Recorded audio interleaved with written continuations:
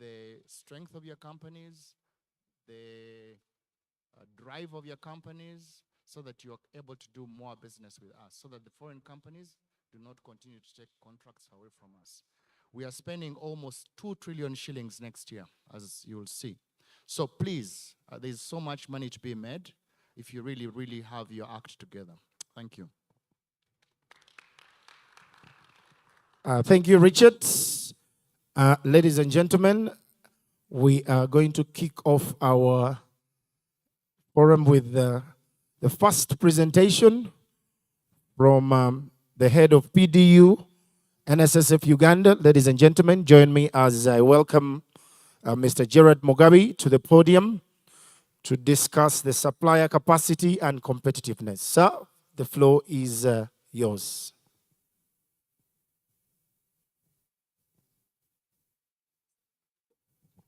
Yes, good morning. Good morning, everybody. It's a great pleasure to meet you once again, especially after 2 years of lockdown. We've not been interacting together for the last 2 years, so we cannot take it for granted that we are here physically to discuss these important issues. The annual supplier forum, as Richard said, there are 3 objectives. One, the internal objective is that we need the feedback. We do have business with you, but we need to get honest feedback on how we should improve. That's the first objective. The second objective is to give you some hints, and Richard mentioned this, to give you some hints on what we think you can do better in terms of doing your business, all right? The third objective is the luxurious objective. It's create a platform where you can network and create some business opportunities, okay? Yes. Now, on Saturday, when I was making my presentations, I had a funny scenario. I have a daughter called Trace, and is a really very naughty one. So she came and read the word competitive, and then of course she was struggling. She's in P4, competitive, and she's competitive. So I turned and then I said, Tracy, are you competitive? I said, yes, yeah. I said, okay, so how are you competitive? No, when I want your attention, I tap you up. I said, so I was figuring out, what does tapping up mean to me? I said, no, Daddy, what you want is that actually give me 1 hour to watch cartoon. So I thought maybe as suppliers to be competitive, you need to know how to tap up your customers and know your strengths, your capabilities, and what you can do for them. Now, let's go through some few numbers. As Richard said, we have a dilemma. Our business thrives, a business of NSSF thrives on you, right? When you employ more people, we get more collection, right? But to employ more people means that you have that ability to pay them. Therefore, there is some growth. You're doing well that side, right? That's why we have this. That's why we are passionate about this. So it is a mutual relationship that when you build your capacity and you do better in business, we have also some positive results out of it. But look at our numbers, and Richard commented almost about this. And we're not against foreign companies. Yeah, we are not against it, but we know that this country to grow, it is the Ugandans actually take it to another level, right? Foreign companies in our business take 10% in terms of number of contracts, only 10%, right? So you can congratulate us that local firms take 90%. Great, all right? 90% of their business is shared by our local firms. Looks impressive. There is something also which has relatively improved. In 2018, when we started these conversations about supplier forum, only 4% of the value now, we're changing. It is a number, then it is value. The value, only the Ugandans or local firms, national firms would only take 4% of the value, meaning that 96% of the entire business, of the entire payout is given to foreign companies. And the question is, what is the gap? That is the gap that we have. Are we competitive as Ugandans or national companies? National companies, including those companies that now have registered their presence here, all right? We have seen a growth up to 20% in 2022, and I want to congratulate you. Thank you. All right? But it's not enough. What does it mean? That 80% again of value is paid out to international firms. This is the dilemma we have. We want to build the country. We want to build the capacity of our local firms. But look at these numbers. Okay? The numbers are not yet great. And we're going to have quite a number of scenarios. We conducted a survey and any kind of feedback that they gave us. Okay?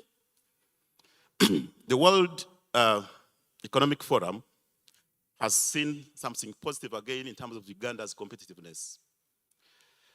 In 2018, our base year, Uganda had 46.8% in terms of points, in terms of its competitiveness. We have seen that grow almost 50% in 2022.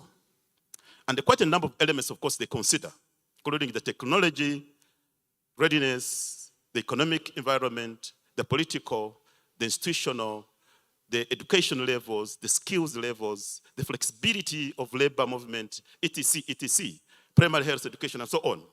So we have seen some improvement, including infrastructure. I think maybe this number has been driven by the improved infrastructure by 2022, all right?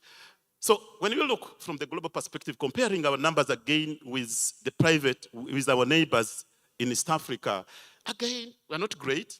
For the purposes of impressing, we've rounded it 49.9 to 50%. Look at Kenya. Kenya still gives us a challenge, 55%, okay? If you go to South Africa, it is 62%, and that's a drop. They were actually at 63%. They have just dropped in 2022, 62%. But look at your biggest challenger. All the business is always from China. It is at 73%. This has an impact to you, of course. The elements I mentioned has an impact in terms of your competitive, in terms of doing the business with our country. So what this means is that when you're competing with these international firms, with the background, what I didn't mention among the elements to consider in the competitiveness, the global competitiveness, business competitiveness, is the banking sector, access to finance, etc., right? So it means that globally, again, Uganda is not doing great, yeah? If you're competing with a person with 73% from that country, then you're at 50, well, it means that it's a huge challenge ahead of you, isn't it? Because from their background, they have many engineers more than you. I'm happy today have had some names, the engineers. Can we see some engineers in the house? They are very scarce people. Great. We have 2, we have 3, we have 4, we have 5. Congratulations, engineers. You are a scarce resource. And we are going to comment about this. So we think, what do you think, why are Ugandan companies not competitive? So we conducted a mini survey, and they gave us some feedback that there is high mistrust of international firms inhibiting us to do joint ventures. Because the fact is that we don't have enough capital. There are few firms in Uganda. If you say, give us a turnover of 150 billion, they would struggle, right? Yeah, 150 billion turnover, they would struggle. And yet the project you're handling is 300 billion, right? Like the pension towers now, the tallest building in the country, 300 billion. So if you say a turnover of 350 billion, naturally Ugandans are out, isn't it? Okay? But the only way we could do this is by having joint ventures. But the international companies don't have trust. That is now us. This is the feedback we got. Actually, look at this story. So one of the respondents said, we won a tender worth 40 billion in a joint venture with a national firm. They pulled out a day before the contract signing, citing trust issues. I'm conflicted here. This tender, we crafted the terms of reference to ensure that actually it is given to the local to participate. And we said the word must participate with the local firm. But this is what happened. They pulled out a joint venture. We evaluated. They were doing great, right? On the last day, we awarded everything. Solicitor General cleared everything, was done. They said, we don't trust you. Now, that is the feedback for you, isn't it? How do we enhance our trust levels to the extent that the international companies can accept us? There is high tendering requirements, yes. And someone said, the requirement for a firm to have an international experience on some of the projects limits us from competing favorably. When we want, of course, as NSSF, we want to be seen global. We want also to provide a service, to provide a product that meets the international expectation, right? International standards. And then what happens is that in some of the requirements, of course, we expect you to have this international capability, to give us something that you have done. And then also we get challenges. It appears also Ugandan firms do not cross the borders. I don't know how many companies have business in Rwanda, Kenya, Tanzania, South Africa. I don't know. Any firm? Yes, okay, only one. So sometimes we have these limitations.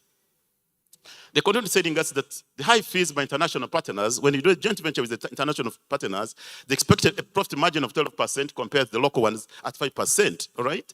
So now, this means that international partners in the GFV originating from developed countries, they want to take the biggest share and leave our local farms with nothing, and therefore they can't do much business, all right? Underpricing by fellow bidders. Some of you, because you want to get a business, you do everything it costs to make sure that you take it, all right? Even when actually have no business. So we lack in-house expertise to realistically estimate, yes, to estimate the project costs and fair prediction of the market dynamics. And what happens is that when we engage into cutthroat competition, and consequently we have lost capital to do more business. This is so sad. Yeah? This is the feedback from the survey that we conducted. Some of the firms that we thought were great, and you know them, I don't want to mention them here, yeah? Were doing great. This is what happened. They started taking on projects that actually where they cannot make profit, and then now they have sunk. Okay? So, if you want to compare challenges with international world, this is what happens. The local firms, these are common challenges. We say that low level of technology, adoption, delayed payment, but NSSF we do pay, inexperienced and extensive rigid contract supervising consultants, price fluctuations in terms of materials, especially today when they have gone actually up to almost 30% in terms of construction materials. So this is what locally is giving us a huge challenge, and of course widespread corruption, which I'm not in charge. Okay? Now, the international world say a slow adoption of technology, but for them, their technology is at a different level. Instead of using your cranes and so on, they're thinking of how they can use drones into the construction industry. They think that can make it more cheaper compared to the people, all right? I mean, even when we have the same issue of low technology, look at where they are and where we are, all right? Cost overruns, but I've seen actually in Europe, actually I've seen like, robotic trucks doing this business, delivering materials without a human being. Yes, robotic trucks, it is guided and then it's able to deliver materials and then comes back and without any human person.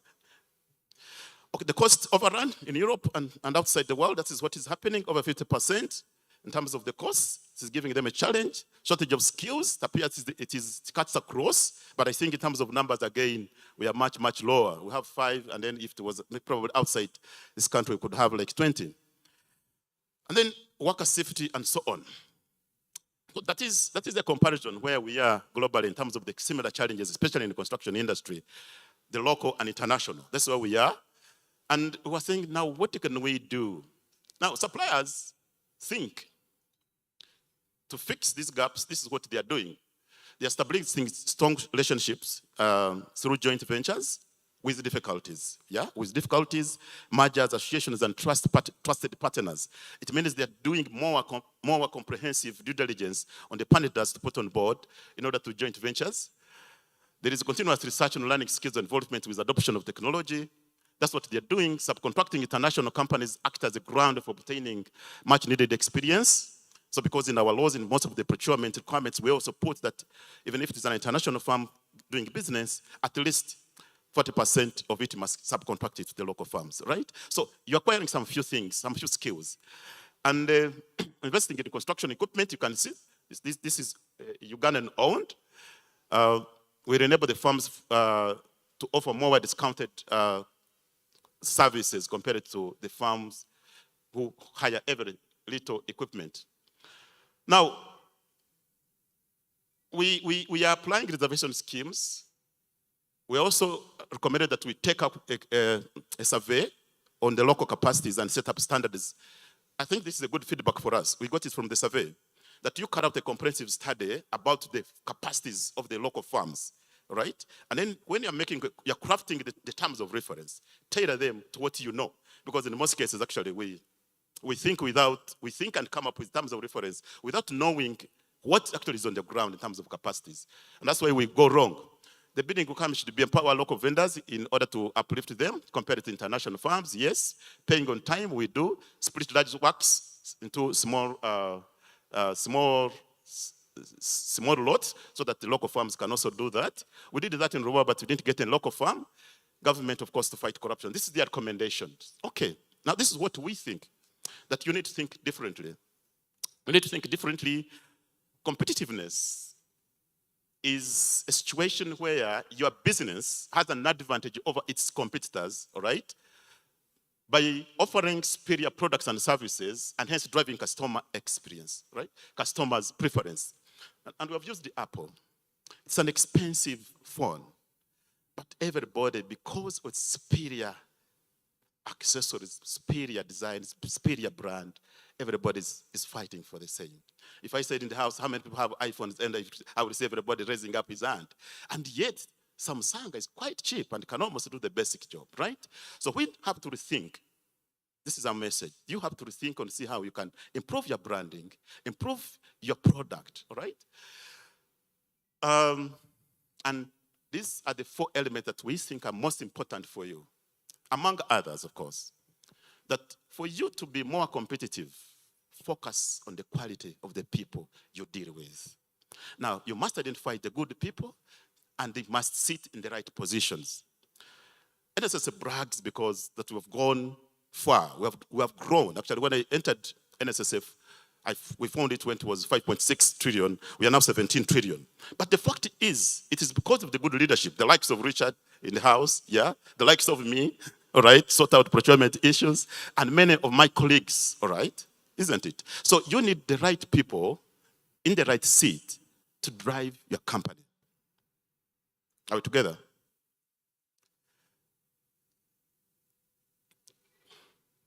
Innovative systems, there's no company that can survive without innovation, naturally.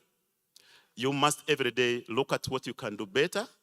With the challenges, of course, with the economic hardships, yes, but you must think of how to improve on your business. It's a must, right?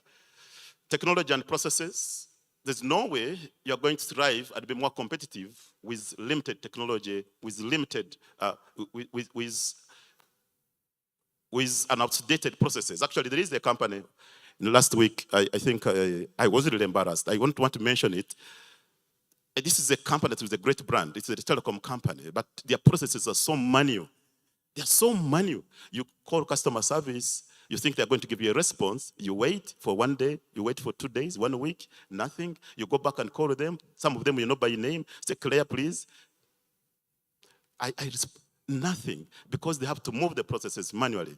It's a big embarrassment. So the last one is relationship with your customer. There's no way you're going to do business without having a personal relationship with your customer. There's no way, right? In fact, when we were conducting this survey, there is a firm some 2 years ago, we awarded it a contract worth 16 million US dollars. I mean, something reasonable, right? So we asked them, please, can you participate in the survey? They said, please, we don't have that time and have no interest. That's the feedback they gave us. Now look at that. That is a negative response, and then it means that you're cutting ties. You're interested only in one-off deal, all right? You're not interested in the long-term relationship with this buyer. You're only interested in getting some money and then you move on. There's no way you can be competitive in terms of long-term. There's no way. You just can't. So we need to create a relationship with the buyers and many other customers that you have in order for you to be competitive. This is, for us, we think this is very important for you. These are the 4 pillars that we think can drive your business to better heights, yeah? And we didn't talk about technology. The technology goes with data. I mean, how many clients do you have? I don't know, right? Many of you actually say, how many clients do you have? I don't know, right? Okay? Do you have their profile? I don't know. What is their pattern in terms of the week? How do you sell? Which month do you sell more? I'm not very sure, all right? So everything you leave it to God, all right? You Ugandans, we are very interesting people. You leave everything to God to determine your future. You can never be competitive, all right? Technology will sort you out in terms of getting data. Technology, of course, will ease your processes, will improve processes, and of course, the clients will get a better service. Now, there are some opportunities ahead, and then my friend from brother what? Some intelligence, something mentioned about this. The construction market, it is projected by 2030 to hit 14.4 trillion globally. So we think that people interested in construction, please make sure that you keep in that industry. There is future. In terms of the global perspective, we expect by 2050, those are 28 years, the world will be 9.9 billion in terms of the population. What does it mean? They need houses, they need construction, they need services, etc. So there is future, all right? So two-thirds of the people predicted to be living in the cities. It means that you need to build more cities, and you can see how Kampala is expanding every day. So there is future in terms of growth for construction, especially. Now, this is what we have for you. I will give a little summary, and then Richard will add on. In terms of the bills that we expect, 2022, the real estate will take about 546 billion. That is an opportunity for you to begin thinking. And then IT, 21 billion. And then furniture and office equipment, 2.4 billion. And then the vehicles have a small margin this year of 500 million. So this is what we have for you. Then you begin thinking about how you can position yourself to be competitive, which kind of alliances, especially in this area, which requires a lot of money and capital and experience, what you can do best. So we recommend the following. Invest in technology. To leverage the benefits of automation, you will experience an increased efficiency, naturally quicker decision-making, business visibility, and better customer offering. This is what we think. This is what technology can do for you. We encourage small suppliers, of course, to merge for the joint ventures in order to pull resources together and, of course, as we said, do something in terms of the trust. Ugandans, we are less trusted. So please, let's do, I don't know, do we need the preaching? What do we need to create trust? Ugandans are not trusted. That's a fact. Even in me, a fellow Ugandan, when I'm dealing with a Ugandan, I need to be very sure. So what do we do to boost our trust? That's why we don't have even local, because actually what we'll do, we'll even leave the international firms, the JVs of this world, and come up, pull together as Ugandan 3 firms or 4 firms, and put out a project. But you just can't do that in Uganda. I don't know why. Maybe during a Q&A session, you'll give us some feedback. What can we do? The trust issues, because that's the only way we can survive. We brought here our guest speakers about oil. She's going to talk a little bit more. But they're not going to compromise quality because you Ugandans, you are not serious. No, right? The opportunities are coming. Then how are we ready? We want to organize procurement clinics, kind of maybe give you a day in a month. Because sometimes, the truth is, sometimes we tell our requirements to local firms. Don't quote me if there is media here. Please save me, all right? We deliberately make some requirements only to be made by local firms. And sometimes, don't quote me, we share the information that please, this deal is coming for you. Ready? Be ready. Now, once they know they have talked to Richard Byarugaba, you bidders. Once you've talked to Richard Byarugaba, you know that you've gotten a deal, all right? When you've talked to head of procurement, you think that you have gotten a deal. Guys, that's not enough. Then what happens? We get embarrassment when you open your bid. You lack basic information. You put information, the criteria is clear. You just can't feed that information into your document. Hey, what do we do? Right? So we think maybe on a quarterly basis, if you think it's good, and give us a feedback, that we can organize you and say, advertise, guys, we have this to give you some few skills in terms of how to submit a competitive bid. Because now it is a competitive bid, right? How do you, maybe it can help you to improve. We are committed, of course, to breaking down large packages of works into manageable local, into lots, so that in the future you can do business with us. And this is my, I think if in terms of what I think is the most important is for you to focus long term. Okay? Focus long term. Don't be like the other a bidder who has a one-off relationship. I've gotten a deal, and then I'm not bothered about what happens next time, right? Focus on long term, strengthen your relationship with the clients, invest in research and involvement, right? Oil and gas industry opportunities are here. It's no longer an issue. It is here. They are going to speak, right? It is here. So, how many of you have visited Bulisa by issue hand? How many? Koima, Bulisa, opportunities, oil and gas. I can see 2, 4. Raise, no, yes. For recognition, I can see 2, 4, 6, about 8 or 10. Out of how many? About of 200. Eh? But you want to be competitive, right? You want to win business. You are excited about oil. You have not gone on the ground to see what is there, what opportunities that you can do.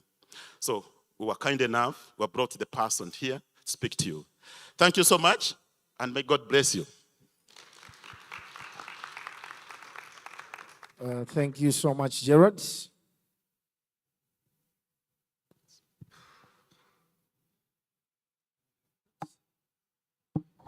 A round of applause to Gerard. Thank you for that presentation. Our next presenter, but before she comes in, please write down.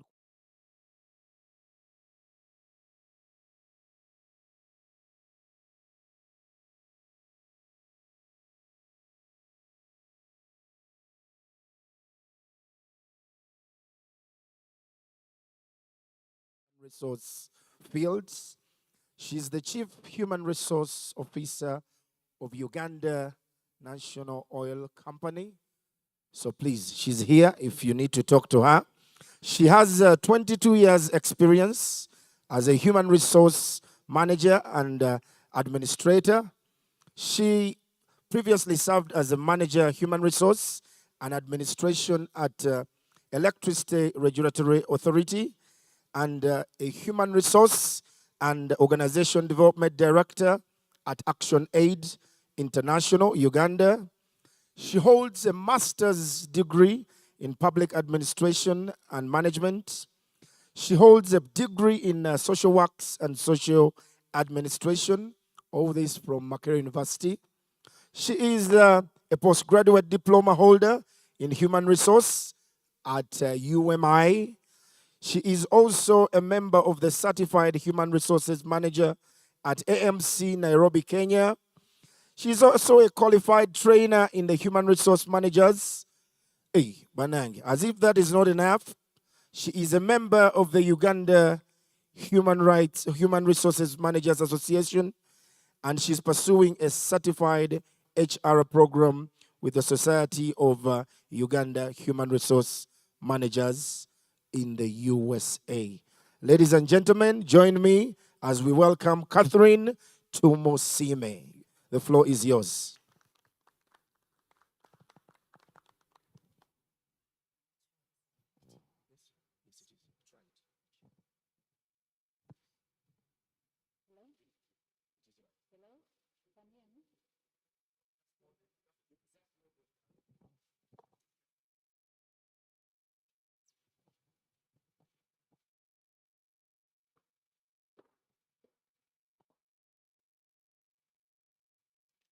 Thank you very much for that kind invitation or introduction and invitation to this event. The MD, the head of procurement, all ladies and gentlemen present, all protocol observed. I've already been introduced and I'll go straight to the presentation. Maybe some of you are wondering how the HR is in supplies and all that. I'm also in charge of national content at the Uganda National Oil Company.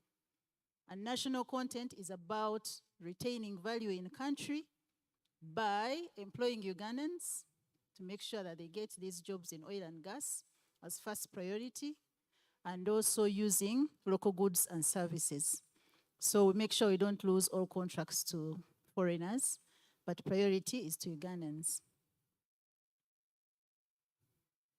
So the presentation outline will have a quick overview of the oil and gas governance structure, our mandate, the project's update and opportunities, the gaps that we are facing, and then the initiatives to try and close off those gaps. In terms of governance, Uganda National Oil plays a commercial role. It represents the state in the oil and gas contracts. And then we have the Ministry of Energy and Mineral Development under the Directorate of Petroleum, which is in charge of policy, investor promotion, licensing grounds. I think some of them, you see them in the papers, to invite people to take on licenses in oil and gas. Then we have the Petroleum Authority of Uganda, which is in charge of regulation.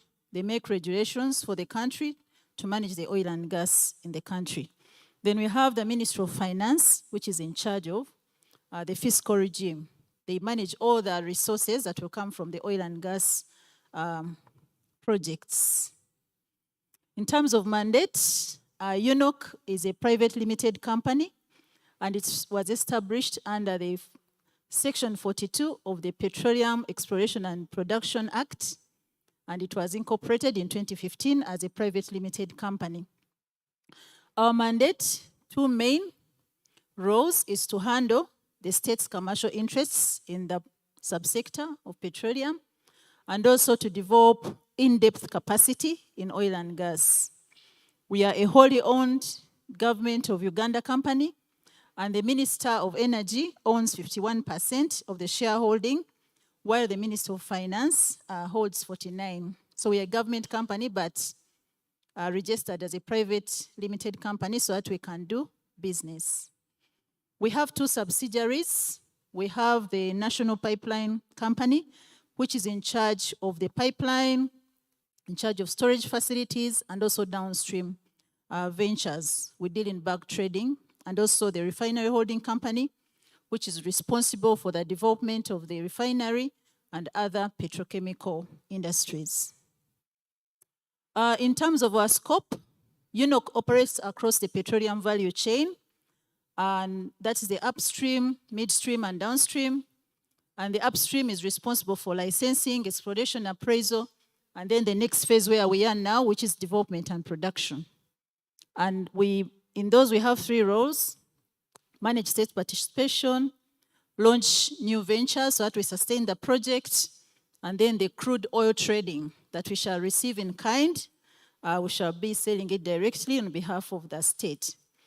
Under midstream, which covers transportation, refining, and gas processing, we have the refinery, we have Kabale Industrial Park, we have the crude oil pipeline, the ECO project, which has already settled.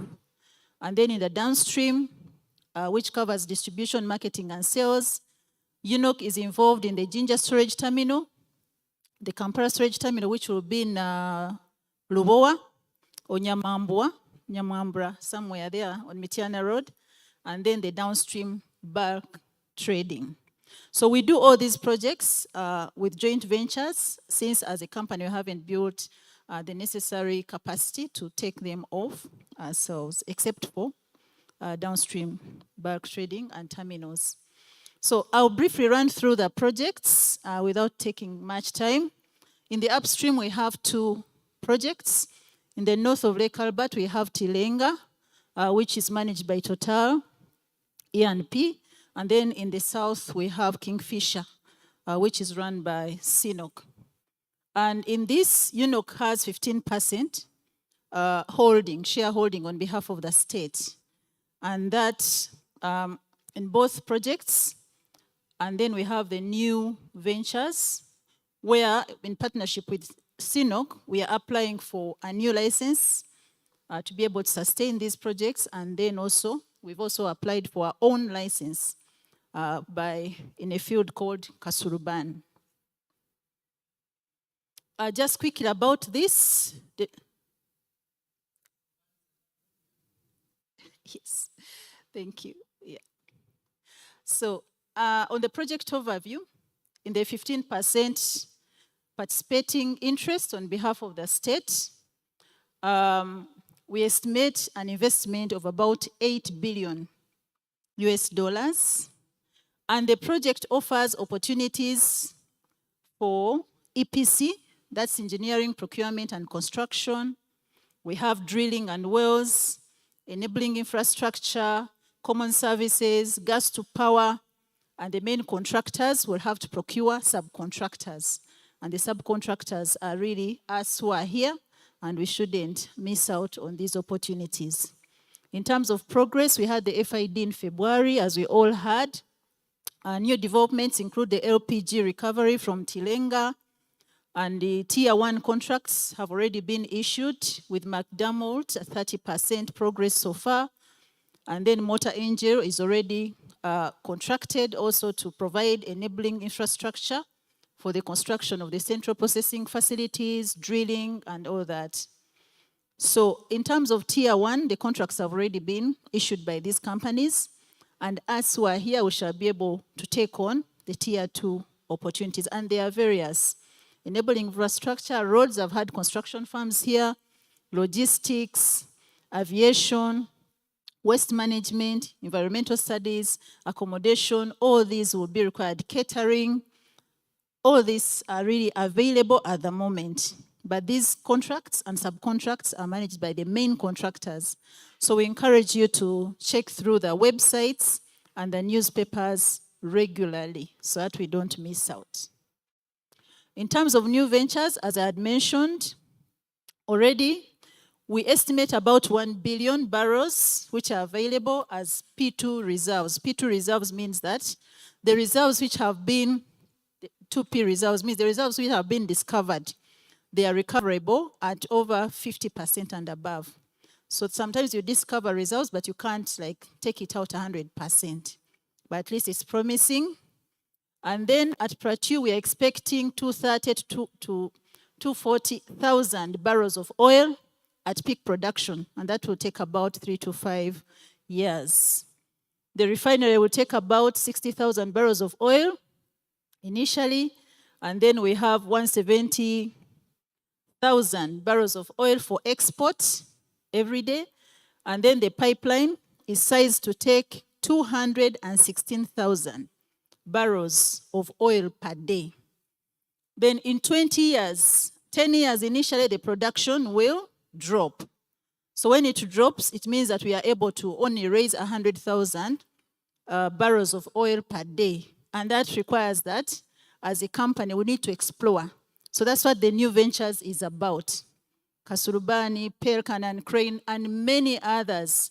As you look at this, it shows how the peak will drop. Between now and 2023, I will have sufficient oil to supply.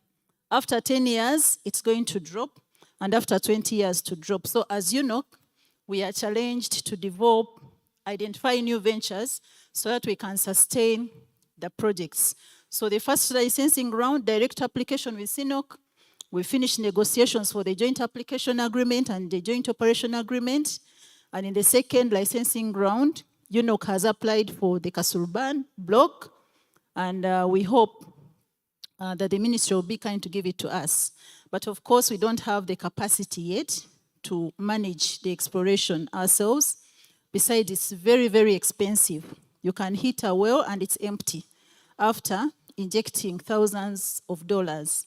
So we have to work in partnership with other ventures, people who have the experience, who have the technology to be able to explore.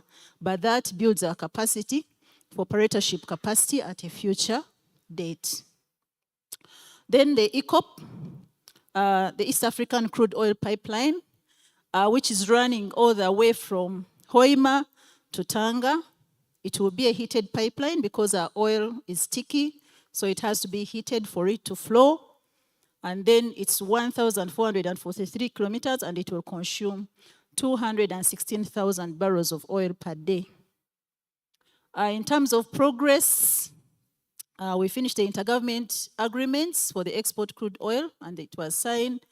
The front-end engineering designs are complete. The environmental studies are complete.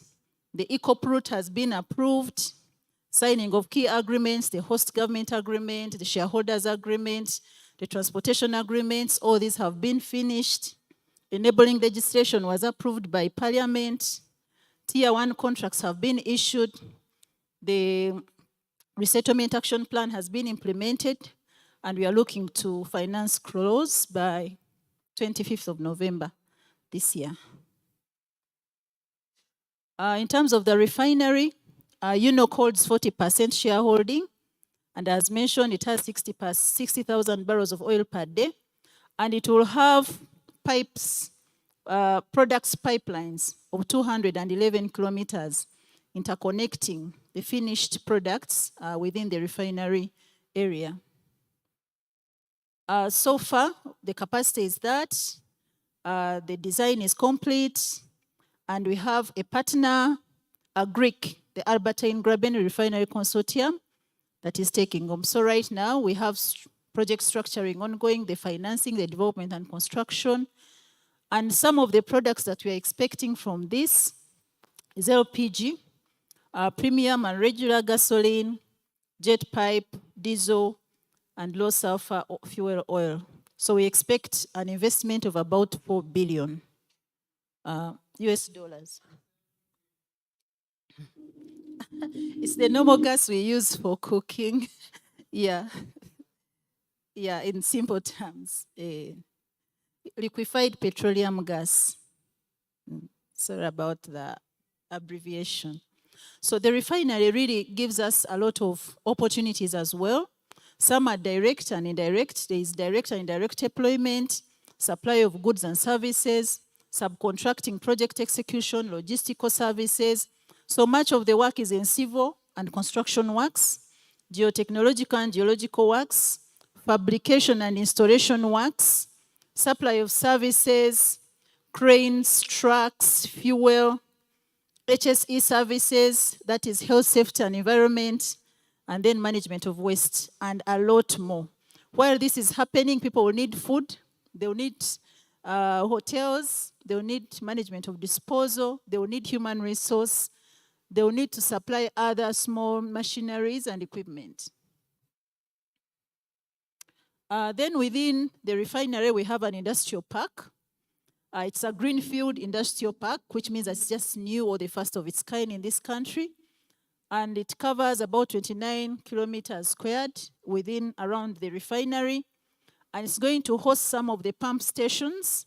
It's going to host the refinery, and it's also going to host the airport. So the Hoima airport should be about 70% complete by now to receive goods that will be used in the refinery. But also, as these planes go back, they have to go back with something. Mostly food and other export items, so this provides an opportunity for us. And then we'll have petrochemical industries that will be processing. That's how it looks like. That white thing in the middle is a runway, which is almost complete. And then we have the refinery section. And then we have the industrial park that will have all your businesses here. So please take advantage of this.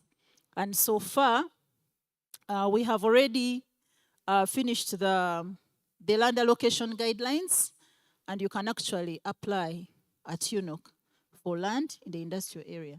So, and we'll have many social amenities, schools, health facilities, hotels around to be able to service the refinery people. So these are some of the things that will be accommodated: the airport, the export hub, the refinery itself, fertilizers. I heard someone talk about fertilizers and that gentleman there. And then petrochemical industries, industrial gases, cold chain, and then warehousing and logistics. So this also provides us very many opportunities within the refinery, rather the industrial park. So this is just progress. The master plan is approved. The allocation guidelines are approved. Enabling structure is happening in collaboration with other ministries. So we'll have UNRWA working. We have Ministry of Transport works, UETCL, to make sure the infrastructure is available for investors to come in. And of course, priority is to us, the locals. Storage terminals quickly. We have the Jinja storage terminals, which most of us are familiar with. and it has a capacity of 30 million liters. But in terms of the current daily consumption of about 6 million per day in country, this can take us for about 5 days, probably. So we are working on another project, the KST, which is called the Kampala Storage Terminal, and that will be 320 million liters in a phased manner, which will be in Nyamwambula, along Mitiana Road. And then UNOC shall have an equity share of 51% in that project. This I've already mentioned briefly in the prior. And then we have bulk trading. UNOC currently is involved in bulk trading, and we import products in bulk, and then we sell them to other off-takers. Like Starbucks is one of our consumers, Shell, Total. So we haven't gone into direct to compete with our providers, but for now, we just supply fuel. We make money for the state. Yeah, so it's going to be linked to the terminals so that we bring in more fuel, take it through the terminals, and then we have some kind of even can cut on the costs of transportation when we have connecting pipelines.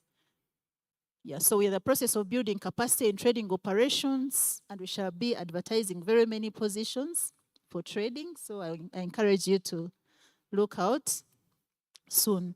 So you can partner with us to supply the products. You can partner with us as a transporter because we don't have trucks of our own. You can finance and be an equity partner in the business, or you can also provide insurance services because there's a lot of risk all the way from import until the products reach here. And then we shall also be trading into the region, Kenya, Rwanda, and other places, rather like DRC. So in summary, I've been talking about several opportunities.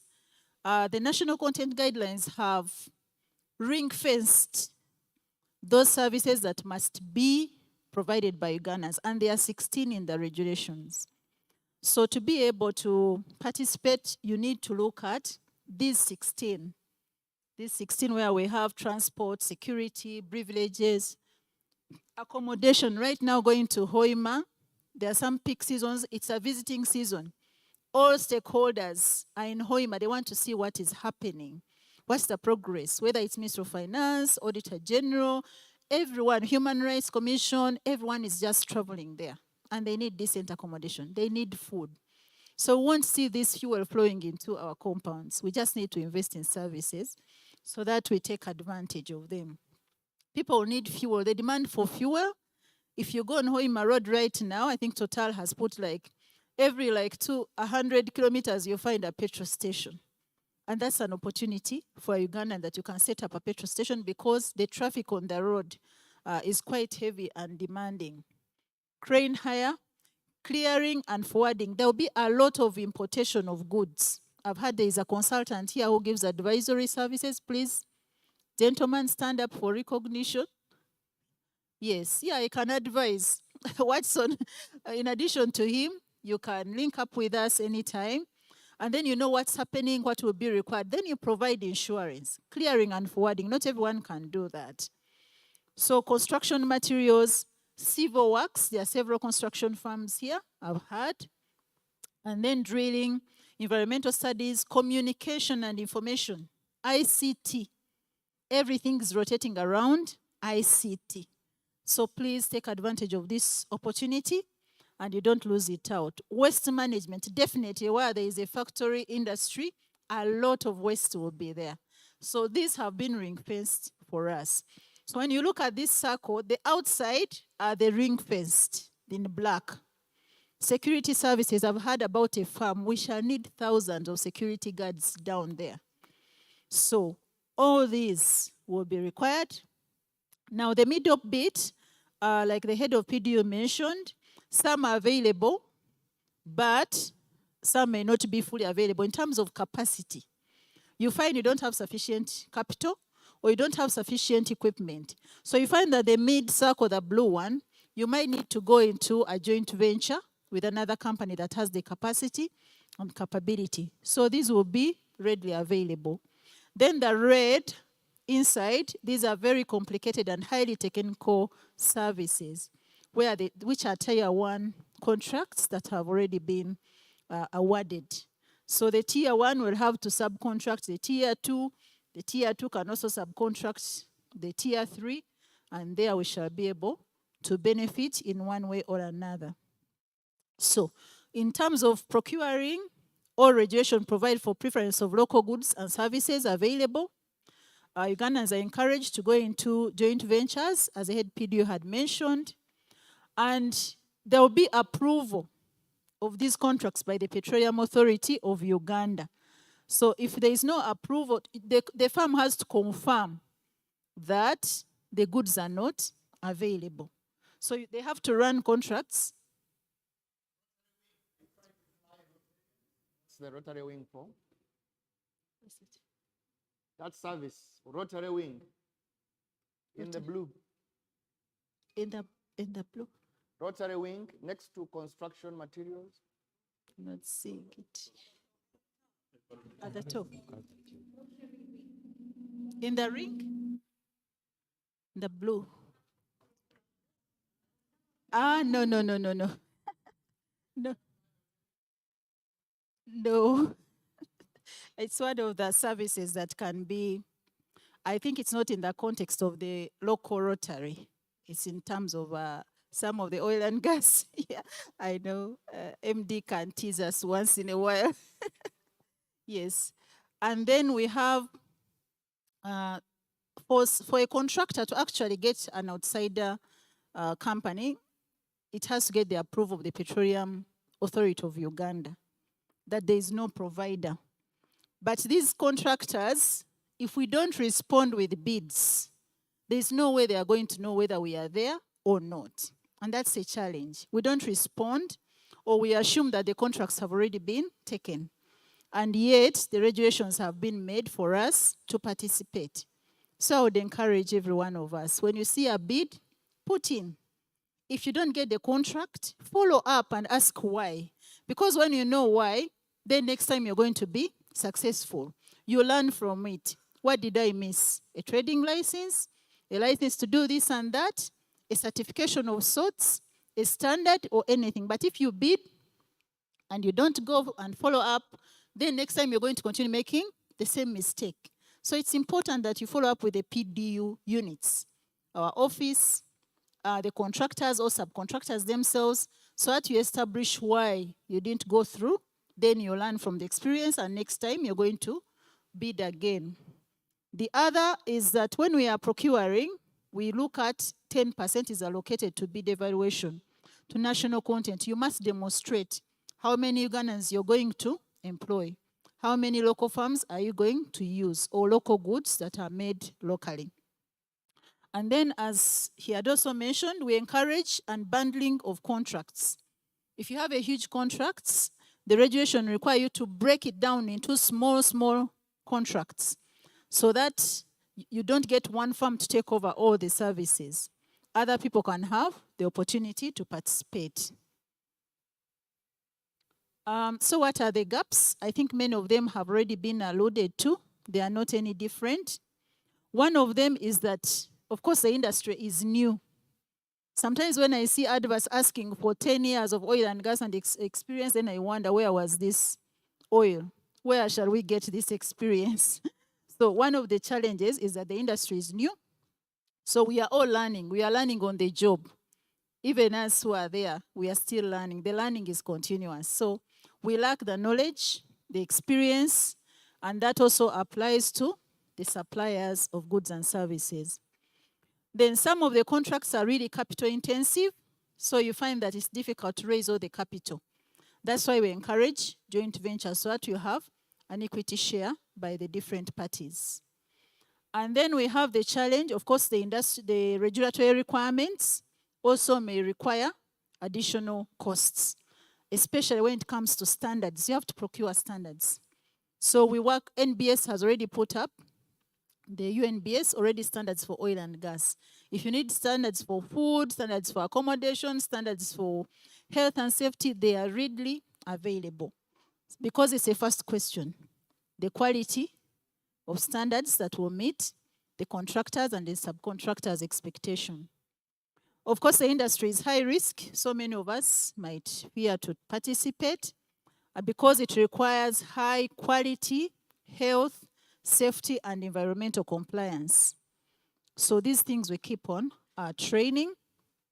And of course, the technical standards I had mentioned, limited availability of plants, equipment, and materials that may be required, the high cost of capital. When you try to borrow, it becomes really, really very expensive, and you find that the return can work against you, and then you withdraw from participating.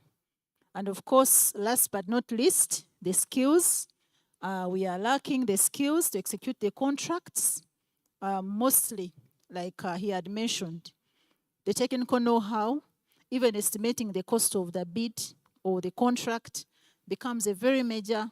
You find you have underestimated, then the variations are over and above, then you're making losses. So this is very critical, both in terms of bidding and procurement, and also the human resource to execute some of the contracts. What are we doing as UNOC to try and manage these challenges? One, of course, we are insisting on Ugandan goods and services. Right now, 80% of our UNOC contracts are to local suppliers. I think some of you actually supply us so much. So we hold quarterly development workshops, supplier development workshops, where we educate Ugandan farms on opportunities, how to make successful bids, what are some of the errors that we make in bids, what are the oil and gas standards, what are HSE standards, a lot. Every quarter, we have a supplier development workshop. Last week, we had one in Hoima, and we had about 500 attendees to support the community content and participation. So we normally have national and also regional workshops to disseminate information about opportunities, because you can miss out for not knowing what is available for me. And then we are collaborating with entities. The PAU mostly helps with registration on the National Supplier Database. If you're not yet registered there, you cannot get a contract, however small it is, in oil and gas. The importance is, one, they have to monitor which suppliers we have. Two, it increases your visibility, because the contractors are required to first check the National Supplier Database and prove that there is nobody who can give this service to be able to offer a contract to a foreign firm. So when we leave this place, kindly endeavor to visit the PAU office. If you're from Hoima, there are two offices there, UNOC and PAU, and we support suppliers to register on the National Supplier Database. We partner with the Stanbic Business Incubator. One of the challenges I didn't mention is business management skills, governance, records management, financial management. All those are huge gaps among the private companies and providers. So what we do, we work with the business incubator, and they call in cohorts. And UNOC staff also facilitate some of the trainings. So we call upon you to take you through the HSE standards, the oil and gas expectations, how to prepare successful bids, and all these, and it can take about 3 months. The challenge we've had is that sometimes when we call upon these cohorts and share information, the suppliers, you send a very low cadre, a person who cannot take a decision on your business. So you've just responded to us, and they cannot transfer the lessons learned into the business decisions. So I would call upon you to really take advantage of the incubator. Even if you don't hear from us because we don't have your contacts, most of you, but you can take the initiative actually. The office is right in Kololo, near Medipar Hospital, just on that road. You find out when the next intake is. You'll be amazed. You'll not remain the same. It builds huge capacity. And then after that, Stanbic will offer you a friendly business loan. Because already they've taught you how to manage. They've taught you the governance structures of a business. They've taught you how to manage records. They've taught you everything to do with business. And then you will be able to be successful. We are partnering with UNBS to communicate standards. When we have quarterly workshops, we want them to talk about oil and gas standards. It's a nightmare. Everyone is talking about which standards. So UNBS is a partner in this. We are partnering with Equity Bank. We signed an MOU recently, and that's to help also with business skills, but also providing affordable capital to start with. And we hope to go into negotiations so that when you get an LPO, you advance some money prior. They use the LPO before your contractor gives you advance payment. Then you can start doing business. And then, of course, we promote joint ventures. We have labored to explain on that. And we've made an effort. We had a SIPEC Nigeria oil companies. It happens mostly in February. So we called upon our suppliers to expose them. Exposure is very, very critical because you can't sit in your office and know how they do things. So you just need to be there and see for yourself what a standard means or how does it look like even. If you talk about any service that is supplied. So when we went to Nigeria, we managed to get 7 Ugandan suppliers. Entry was free, negotiated by UNOC, but you'd pay for your ticket and accommodation. But participation in the exhibitions. So as a result, we hope when we do more of these, then we can facilitate joint ventures to happen. And then subcontracting to give opportunities to other Ugandans. And of course, skilling Ugandans is one of our priorities at the moment. We are doing this through secondment because we don't have the capacity and the equipment, rather the skills to implement these projects. So we've sent our staff, the UNOC staff are working in ECOP, they are working in CNOC and Total. So that in future, we are building capacity for long-term operatorship capacity of these. Then and the other one is that we are doing the local skills training in international vocational certifications and qualifications. Even when you're a welder, the contractor wants you to have some skills that are certified internationally. So we started, the other week we launched a program with the Uganda Petroleum Institute, that is Chigumba, where we shall be sponsoring students to attain international vocational skills. These are skills that are used in instrumentation, electricians, welding, and all that. So that we build local capacity. So our national content, we have a strategy that is built around the 7 pillars. Recruitment of Ugandans, the target is 70% initially, 30% expatriates to come and build capacity. But we have to first prove that there is no Ugandan. So as we speak now, we are staffed at 115 UNOC staff, and they are all 100% Ugandans. We have supplier capacity development through the workshops. We have the national skills development through secondments, direct training, sponsorship for master's programs and postgraduates. We have the community content, and we are still building the program to support the local locals. The local locals usually gain from induced opportunities, where you find even someone needs a salon, someone needs a small restaurant, someone needs accommodation even of 1 or 2 rooms. So we don't have to go big. The locals must have an opportunity to gain because the population will be so huge, and we can also take advantage. Supplier selection to make sure that the contracts are publicized, joint ventures, and then the last operatorship capacity is when UNOC can build and own its own well and operate it up to when the oil comes out. So all these are meant to build the capacity so that as a national oil company, we are bigger like the Petronas of Malaysia and many others. So this is the journey we are taking, and we hope we shall achieve more. Thank you very much. This is UNOC, your partner in oil and gas sector. Thank you.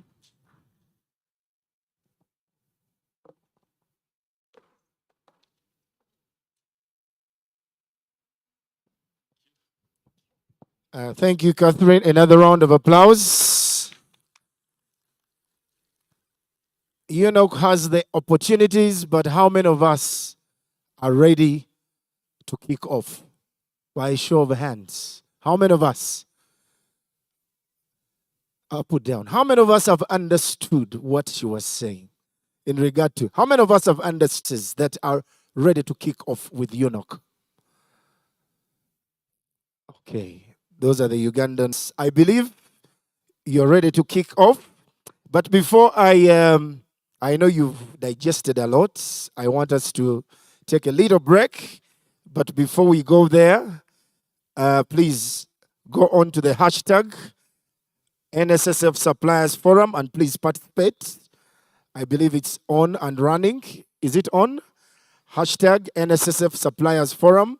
Participate. Give your comments.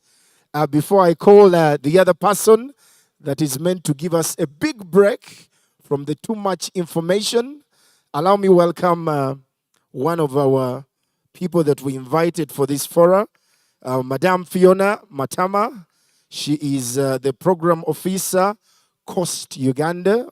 Wherever you're seated, please, you can wave so that people see you. Thank you for coming. She's right there. Thank you for coming. We have Gillian Amongin, who happens to be a representative of the Commissioner Procurement, Policy and Management from the Ministry of Finance, Planning and Economic Development. We have one of our own. These are kind of like our bosses from PPDA, Public Procurement and Disposal Authority. We have Masi Agaba Choshabile. You're welcome. Nice to see you. We have papers. Check your tables. People that have just come in, there is a paper like this one. There is a link on that paper.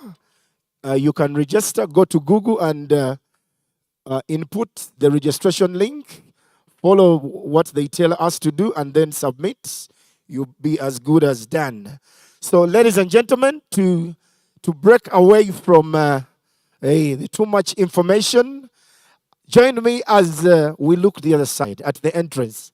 As I welcome to give us some bit of happiness, join me as I welcome Uganda's #1 comedian, ladies and gentlemen, Salvador. Coming now. Let's go.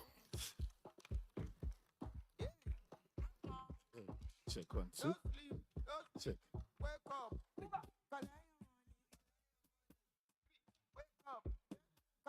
Hello?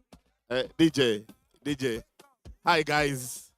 I know you are super corporate. Some of you are depressed. But I'm a star. When they call me, people get excited. You guys are pretending like as if you don't know me. I am going to go back and the MC is going to reintroduce me. I expect to be applauded like the star I am. Come on, I've worked very hard for this name. MC, reintroduce me. Yeah. And then we start this thing very well. Ladies and gentlemen, he has done it. He is yet to do it. Ladies and gentlemen, he has done it in Nairobi. He has done it in Abuja. He has done it in Tanzania and is yet to do it tonight. Ladies and gentlemen, coming in for the 6th Suppliers Forum, join me with an applause as we welcome Uganda's finest comedian, Salvador. Coming now. Aha. All right. It's a long walk, so keep on clapping. Okay. Hello, Mr. Richard. Thank you. It's been 3 years since you last gave me some money.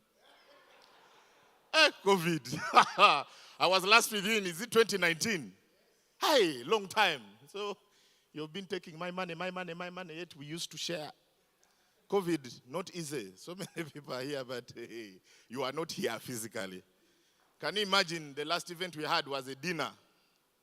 Companies have learned how to save. Now they are doing breakfast meetings because they are more affordable. Dinner meetings usually involve alcohol. Make them more expensive. This man is a very bright economician. But good to be here. How are you guys? Guys, I know times are hard, but let's pretend that we can be happy. Is everyone okay? Suppliers, they've organized something for you so that you can, get to be recognized. So put your hands together for yourself. Sir, when I say put your hands, you clap. Hey. Times are very, very hard. COVID, 2 years lockdown, entertainers, we were on the bottom of the people recognized in the economy. The last people to be left to go back to work, entertainers. I remember in 2016 when things were booming for me, I tweeted that I will never go back to employment because I know how sweet it is to be self-employed. 2020. I was one of the lucky few to do a show before they locked us down. So the day I did my show, I was very excited. We got some money. Not some money. Got money. Kololo Airstrip sold out. Then I said to myself, because this is what they do. When you get a sponsor, they promise you money in form of an LPO. They give you an LPO, then you went, most of them, 60 days. Then the money comes. The day came, they gave me LPOs. All my sponsors gave me LPOs. I had to wait 60 days for the money to reflect. So when I finished my show, I told myself, you know what? I don't want to have debts in the future. When these LPOs mature, I'm going to have the time of my life, take my wife for vacation, have a good time. Once I did the show, the gate collections, I paid every supplier. I think I remained with like 2,500 shillings after. But I knew I had my LPOs which were maturing. 14th February was the day I did the show. 22nd March, we have 14 days. 2, lockdown. I said, 14 days, I'll manage. After 14 days, presidential address. And thereafter, 42 days. Yeah? I started doing the mathematics now. 14, 42, we are in 56. 4 more days, and my LPO matures. By then, they would have opened us up. Life is still good. Remember, I still had to pay rent, take care of my family. Thereafter, I came back again. Boom! 21 days. I said, okay, this is not funny anymore. By then, my wife was pregnant. We found out because lockdown. You wake up, she's there. You go to the toilet, you come back, she's there. What do? You do. My wife got pregnant, and my wife has a very bad condition called Gaviritis Davidaram, something. It's morning sickness, very, very severe. So my wife was admitted hospital 4 months. Every day she was in hospital. The charges 250K per day for just her being in hospital, not the drugs. The LPO came. The money looked good on the account, but the debt in hospital looked funny. I said to myself, God, you are not funny anymore. These things you are doing. But somehow we managed. In June, I get a phone call from Ruperelia Group. Apparently, all their staff went on strike, and then they chased everybody. They were now looking for people with names to come and be part of the show. I said, opportunity comes once. I remembered the tweet that, Salvador, you will never work for anybody in your life. But I knew that tweet was in 2016. It had disappeared somehow. Never play with social media. People know how to search. When I was announced as the new presenter for the breakfast show on Sanyo FM, first of all, they said the person I replaced was very, very intelligent. Me who was going there, I was,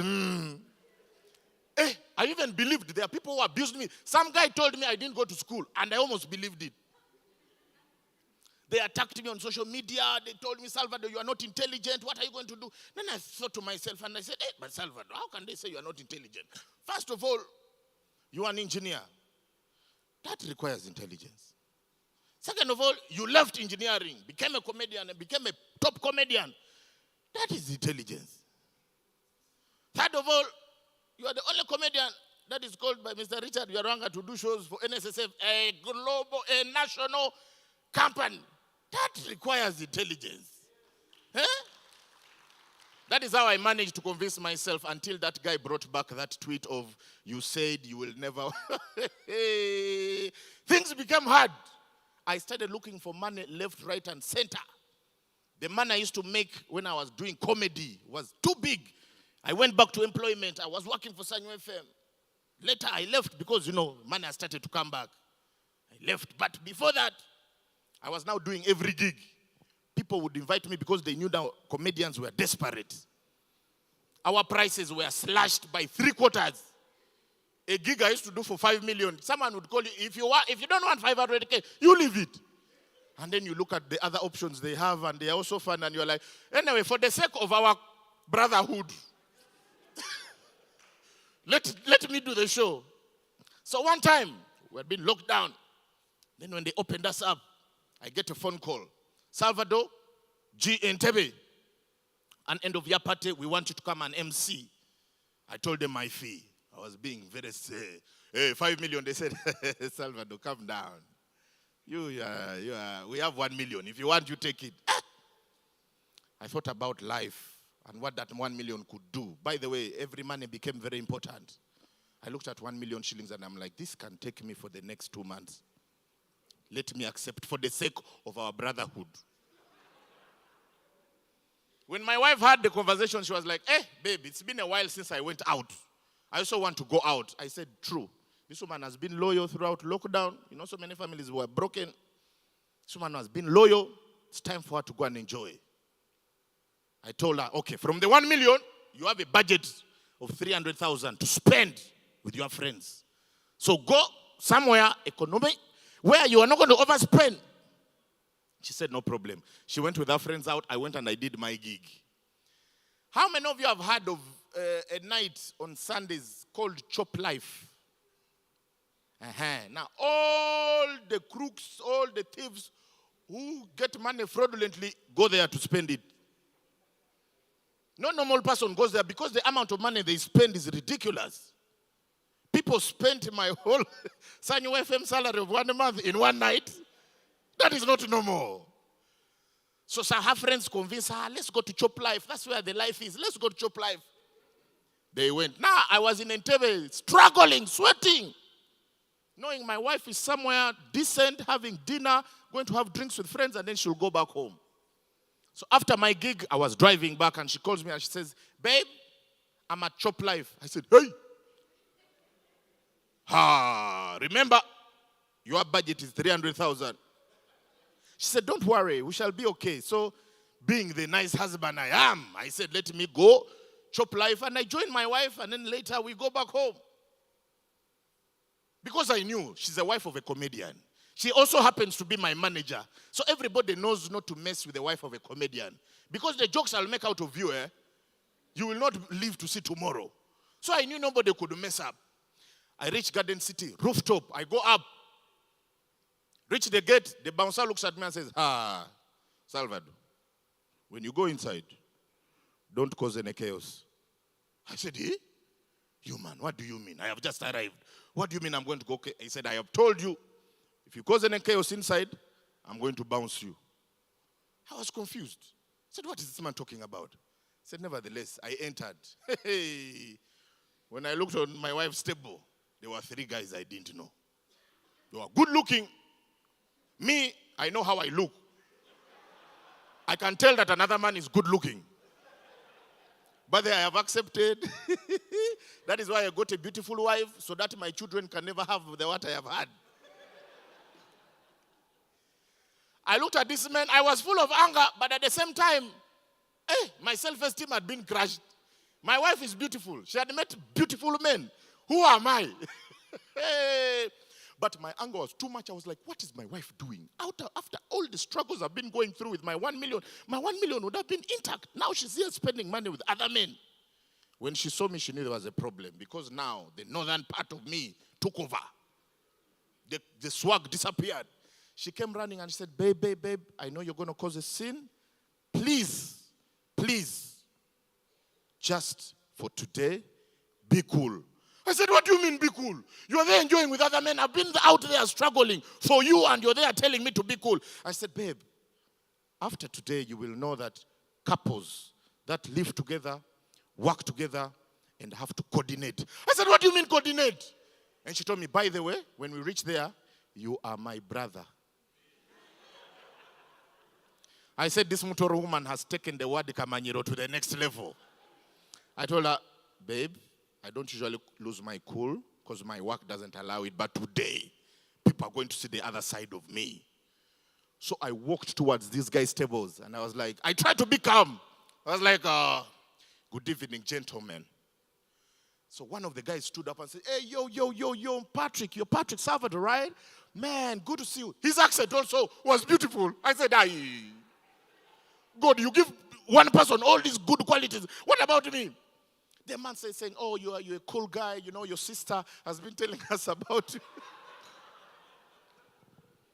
your sister's been telling us how cool you are. And I'm like, ah! I was about to make a fist. Then I had the MC. You know these MCs, they like recognizing rich people in the clubs. The MC was like, hey, yo, we would like to send our shouts out to the rich dollar gang. I had the word dollar. Then the MC was like, don't mind the MC. The guy was, don't mind the MC. You know, they're just recognizing us. They are bigging us up, you know. We'll spend some money. And yeah, you're a cool guy, you know. Your sister was telling me, when he said the sister, I was gonna. Then, you know, in Chop Life, they bring your drinks in nice boards. They are colorful. They have lights, fireworks. Your bottle is in the middle, and your name is just right in front of it.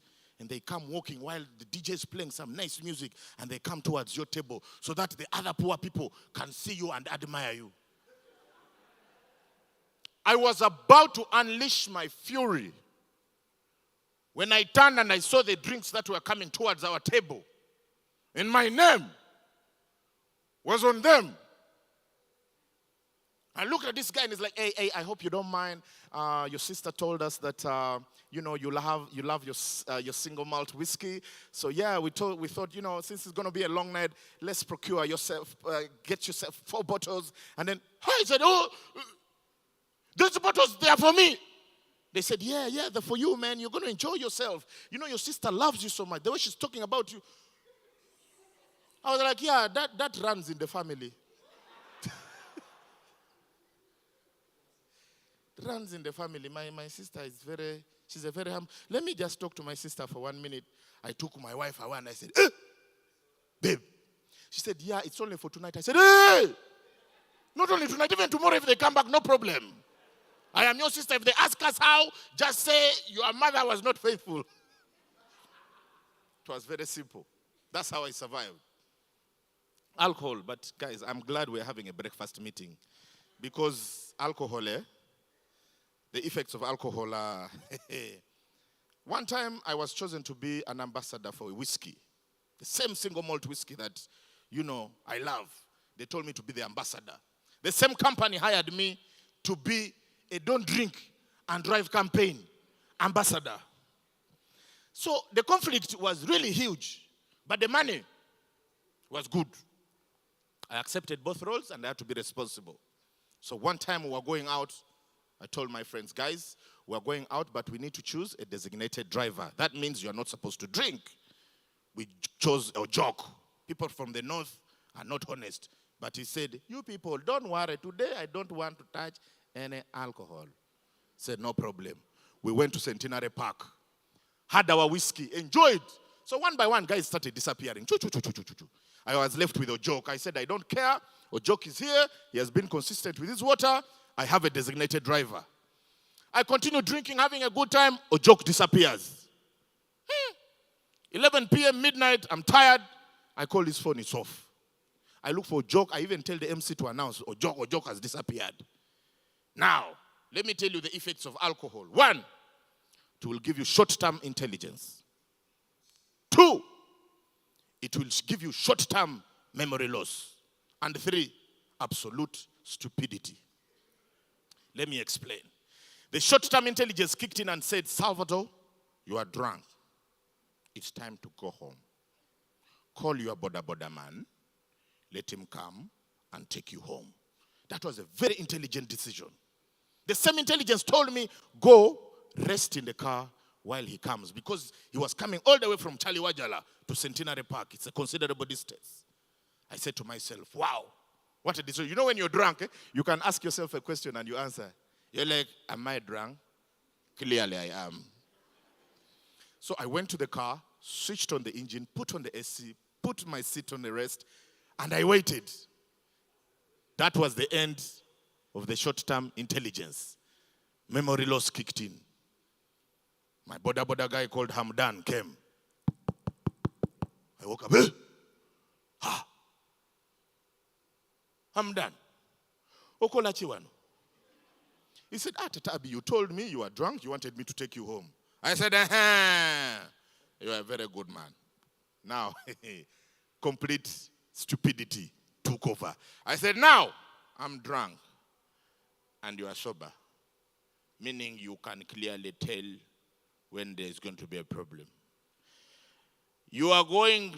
I'm going to leave this place. I drive and you follow me.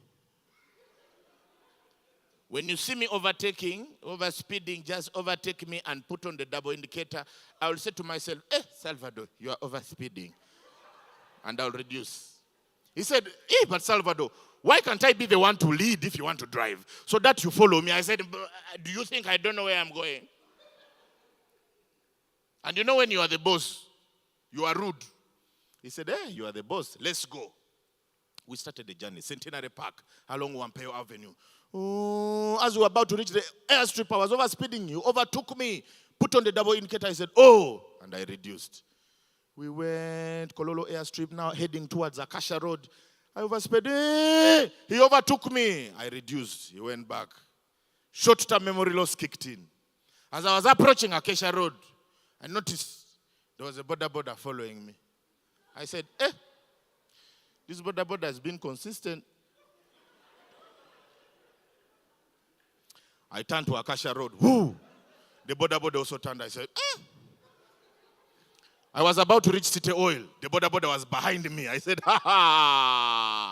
the devil is trying me. Satan, not today. I said to myself, the only thing that can beat this border is speed. Let's try. I had a Mercedes Benz by then. I had increased speed. As soon as I increased speed, the man increased. And then I turned Kamocha, Bobby Wine Road. The man turned. He even put on double indicator. I told him, boss, Osazendava. We went Kampala International School. Woo! The man also turned. I said, We went to the bypass. The man also turned. I increased. I accelerated. The man accelerated. I said, When we reached Nalia roundabout, I turned towards Charlie Wajala. The man also turned. I said to myself, today I am finished. You remember when the president said, when you see a border following you, stop and sort it out. That was what was ringing in my mind. In my head, I was like, I have never been corrupt. I have never done anything. Why do they want to kill me? I was about to turn to my home. I said, no, if I turn to my home, this man may kill me and the whole family. Well, let me save my family. The only place that can save me is the police station. We went, woo! We reached the Charlie Wajala Junction. I turned towards Chira. I knew the DPC of Chira Road Police Station. I even called him. I said, Fande Abbas, they are killing me.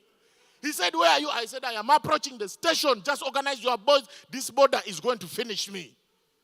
Then as I was approaching the police station, I put my window down and I started shouting, Abbas!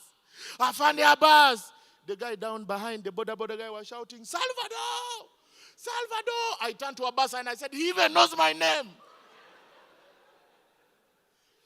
I branched, entered the police station. I jumped out. The policeman came out with guns. The border guy also jumped. When he saw the guns, he jumped off and said, guys, I'm innocent. I turned and I said, I found this man. This man is going to...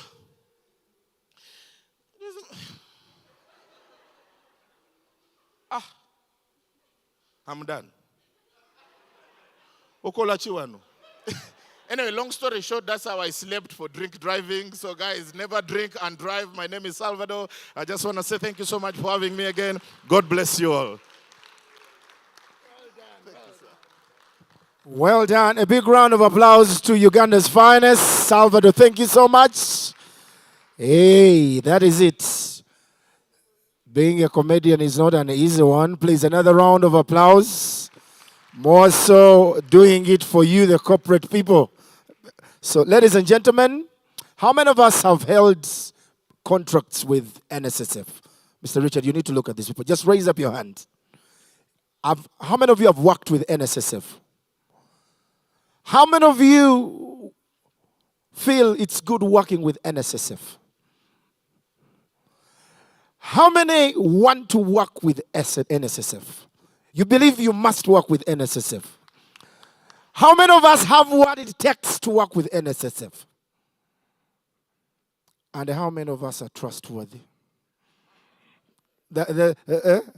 Okay, right about now, ladies and gentlemen, we have a colleague, a partner, an associate that has worked with NSSF for quite some good time, and the trust is there. These are people that have worked on the Mbarara City House, and it's completed. Please, you can clap. He's a Ugandan.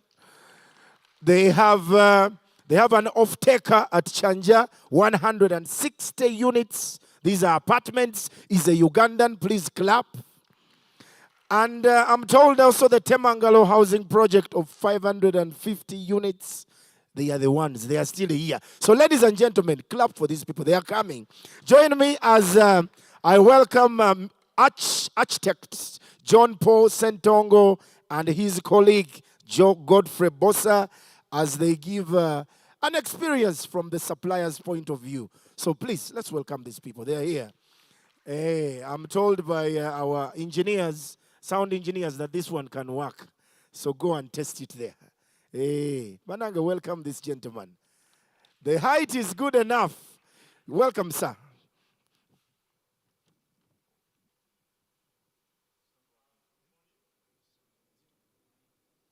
think you need to switch it on.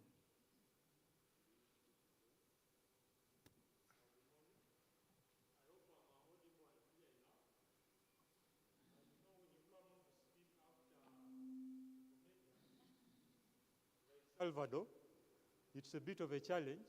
So our managing partner deployed me to come and represent him and try to take on Salvador. But I'm by the names of architect John Paul Sentongo, and we work with Impact Associates, a firm of architects. Our managing partner, architect Bossa Godfrey, is here. Please stand up. Yes, so he's asked me to come and speak on our behalf. And I was requested by the team from NSSF to give a brief about our company, about our past, and our relationship with the fund. And that's what I'm here to do. Now, Impact Associates is a partnership, and it was started by two individuals, myself and Godfrey. We were classmates at the university, Makerere. So we battled through the 5 years of this rigorous course of architecture together. And after those 5 years, we each went into different firms, established firms at that time. And we served there for a period of about 5 years, 5 or 6 years, or thereabout. And after that stint, or those stints with the different firms, we then reconvened and elected to proceed and set up a firm, which is now Impact Associates. That was in 2012. So from 2012 up to today, 10 years down the road, we have been handling a number of projects. But like any other startup, any other small firm, any other upcoming local firm, we faced a number of challenges. And in the space in which we play, consultants, architects, structural engineers, electrical engineers, quantity surveyors, the beginning is very difficult, especially when you choose to step out and start your own firm or practice. So in that stage or in that phase, you realize that you're running after every opportunity that comes your way. Every phone call that's made to you, you jump on one border to the next, one border to the next. So you want to take up all this work, to do all the work that you can be able to do. Now, of course, there are challenges in all that. One, because you're stretched, it affects the quality that you deliver. But these are steps that we have to go through as we are starting out. Then, of course, you're starting out, there's a lot of abandoned projects. You start something, the clients change their minds. You're invited for a project by some masquerading clients. It's very interesting. You know, some people would call us sometimes, and they probably want to excite their wives or girlfriends. So you drive to a site, and the person gets out of the car, and they tell you, see, we want to develop something here. We have an accelerated work program. We want to start next month. So you go home, burn the candle from both ends. You're trying to deliver. The following week, you call this person, and they are no longer picking your calls. But all those are experiences for these starting firms. Then, when you're a small firm, most of the clients that you're working with are doing small projects. And with small projects comes the challenge of incompetent contractors, or probably third or fourth tier contractors. So while you are very passionate about your project and you're giving it all your best, the person who is going to execute or implement doesn't have the qualities that they can produce something, say this is beautiful. Then therein sets a challenge, because you have projects that are coming up, but you can't use them as references to get more work, because you're not very comfortable and confident with the products that these small contractors are doing. Now, all these challenges are compounded, and they start to cause you challenges as a firm, as a young firm, cash flow challenges. And these cash flow challenges have actually killed a number of startup firms in their 3-5-year lifespan. So on our end, we realized that in as much as we have these prevalent challenges, we don't have projects that we can firmly refer to clients. We elected to at least focus on some core values, and that was consistency, professionalism, passion for our work, and then an honest work attitude. Because later on, we came to realize that in as much as we don't have pretty buildings that we can demonstrate to other clients, developers that approach us, the referrals that we get from these past clients on how well we addressed or worked on their projects is what really matters to keep us going.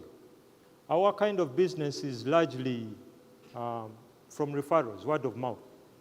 Someone will say, I work with these people, work with them, they are good. They'll keep time, they'll give you the quality that you want, amidst all the challenges that challenges I've listed earlier. So that's the approach that we've taken through these 10 years that we've been in operation. Now, that said, there's been opportunities, and these opportunities is other things or some aspects that we're trying to focus on. In our previous workplaces, the two firms that Godfrey and I worked in, we created good relationships with clients of those firms, and also contractors who are working on projects of those firms. So these later on came in handy, because now some of the clients, because of the good relationships that we had with them personally, they chose to follow us or to come and continue further projects with us. And the contractors that we're working on, we're working with in the previous past offices. Then the opportunities also, because at the time we started, and even now, the number of architects in the country is still small. By the time we registered, Godfrey and I, we were 205 architects in this country. And of the 205, probably some weren't practicing. Some were already old and they had quit active practice.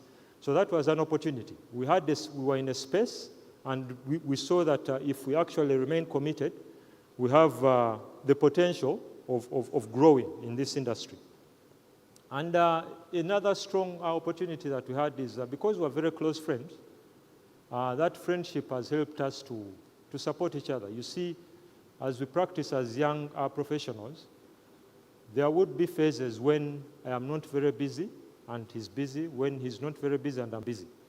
Now, that strong friendship helps us to cover for each other. If we have to recapitalize, one can do it even without the other contributing. So that has also been a very strong pillar of value that has helped us grow as a firm.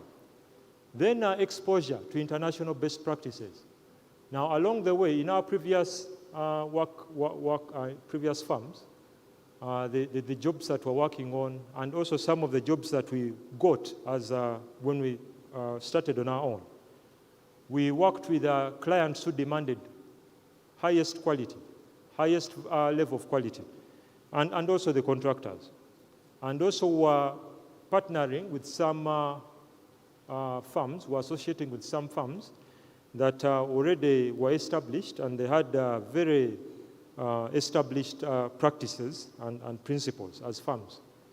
So issues of the softwares, of the teams that these firms had set up, the way the offices are managed, the way they package work for their clients, the deliverables for the clients, and the research and development that these people keep doing. So we learned a lot from these associations of these firms that were already established and are practicing the best practices internationally, which we saw as opportunities.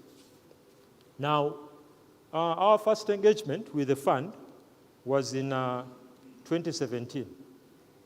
And this is when we were working on the Mbarara City House.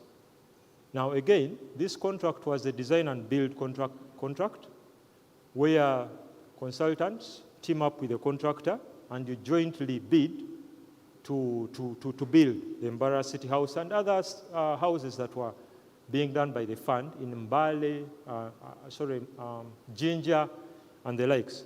So fortunately, our managing partner had a good relationship with the contractor from their previous encounters in the farm where he was before. And now we built on that relationship because this contractor believed and trusted in us as a team. And we think that it's that relationship that fostered the successful completion and delivery of that project. You see, when you get an opportunity to work with a client like the fund, when you have that project on your resume, on your profile, it propels you as a firm because it generates a lot of market confidence. Some of these clients, when they appreciate that you have worked with a fund, you have worked with government before, then they have the confidence to actually take you on to be able to work on their project. It's probably a natural thing. So that helped us to get better engagements with other clients because now we had the standing building, the building that was looking beautiful. In our opinion, we hope that we hope that the client was happy with it. So that on our CV helped us to pursue more formidable, better projects with other developers. And that led us to other government contracts that we are working with. A couple of clients that we are working with. So there's the fund. We are doing some work with police, Uganda Police Force, the Ministry of Local Government, Uganda National Council of Science and Technology, Mountains of the Moon University, and that's under government. Then also in the private sector, we are doing some work with Palmarina, Centum, the project they are doing in Entebbe in Garuga. We are doing work for Next Media Services, NBS. We've done work with Mandela Millers, some lawyers, care and care advocates. So it's a list that we have of clients. And all this is because of some of the confidence that we are able to get from working on projects with big developers or leading developers like the fund. Then later on, we're able to also get an opportunity to work on the Chanja project, as mentioned by the MC. These are 160 units, and it's 50% complete in terms of progress. And then eventually, we got the opportunity to work on the Temangalo housing project. It's a master plan of 3,500 units, mixed use, mixed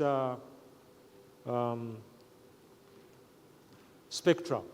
We have bungalows, we have apartments, we have townhouses, because the fund is focusing on getting a product or products that are affordable and that people in the middle income can comfortably take on or buy.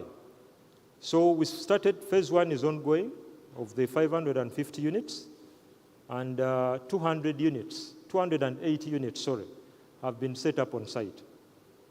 So it's been a gradual growth for our farm, but like many local farms, you get to a point where the growth can't be sustained to the level at which you expect for it to be.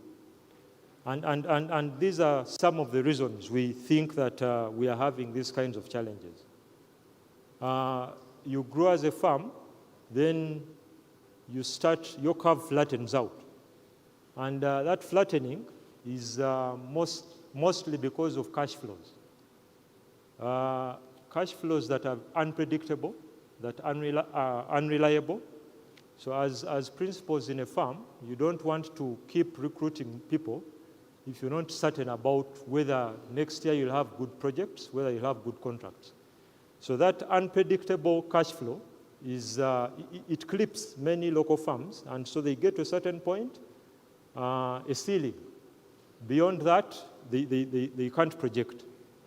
In stronger economies, like South Africa, we had a mention. In South Africa, the economy is strong. So consultants there are actually paid up to 10% in professional fees. We talked to some colleagues that we work with there, and they were sharing that on some projects, sophisticated projects, they can actually... Oh yes, this is the Mbarara City House, and we are very proud to be associated with this project. Thank you, the fund, for giving us that opportunity. Yes, so in South Africa and other economies, when firms or consultancies are able to operate at professional fees of 10, 15, 20%, then they have sustained cash flows, they have sustained income. And that's why in some of these economies, you find a firm that has about 200 architects, about 1,000 architects, all seated probably in regional offices, and they are all working to ensure that they give the quality that the clients demand. On the local, the private sector, there are some clients who are willing to pay these professional fees, but these are very few. And for those that are actually doing it, we appreciate, we thank them. They are not many, but we've encountered some of them in our practice, and that has also helped to propel us. Now, as we juggle and dribble through these challenges as local firms, there are some major impediments, or you can call them flying tackles from, and most of these are from procuring entities. The requirements that are set out by procuring entities are sometimes very, very, very unaccommodating of local firms that are trying to grow.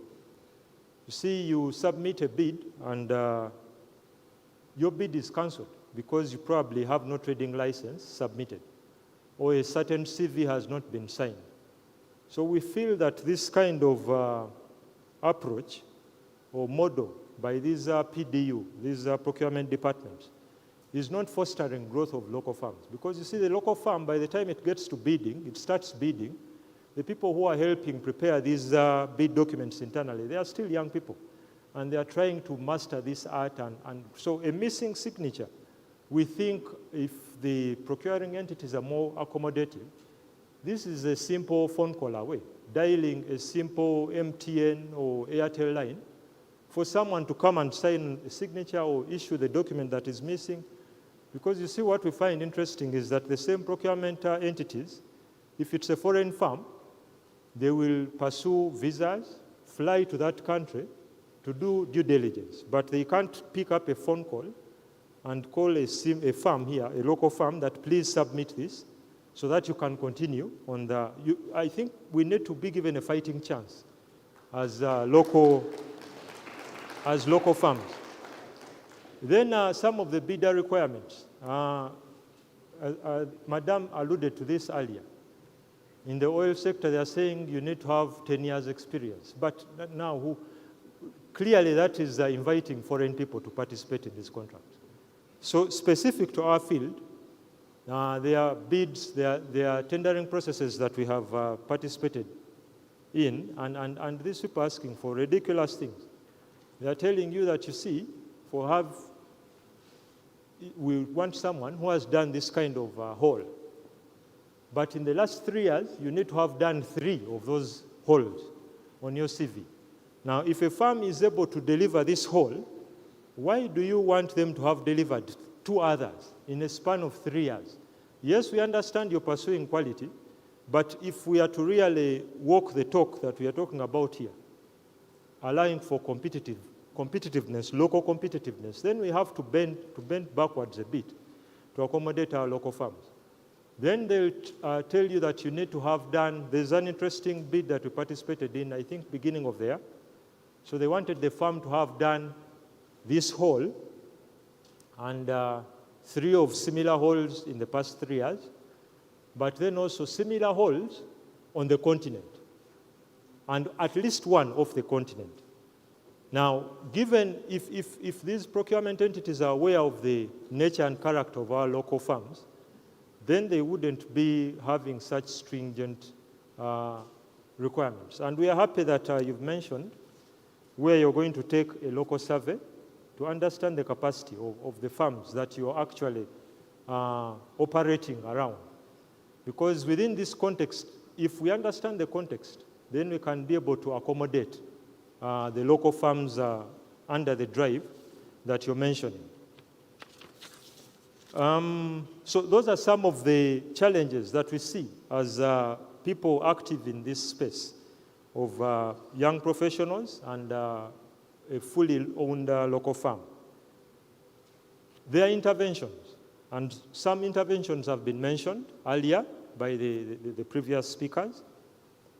But one that I want to reiterate is that we need these procurement entities to be more accommodative.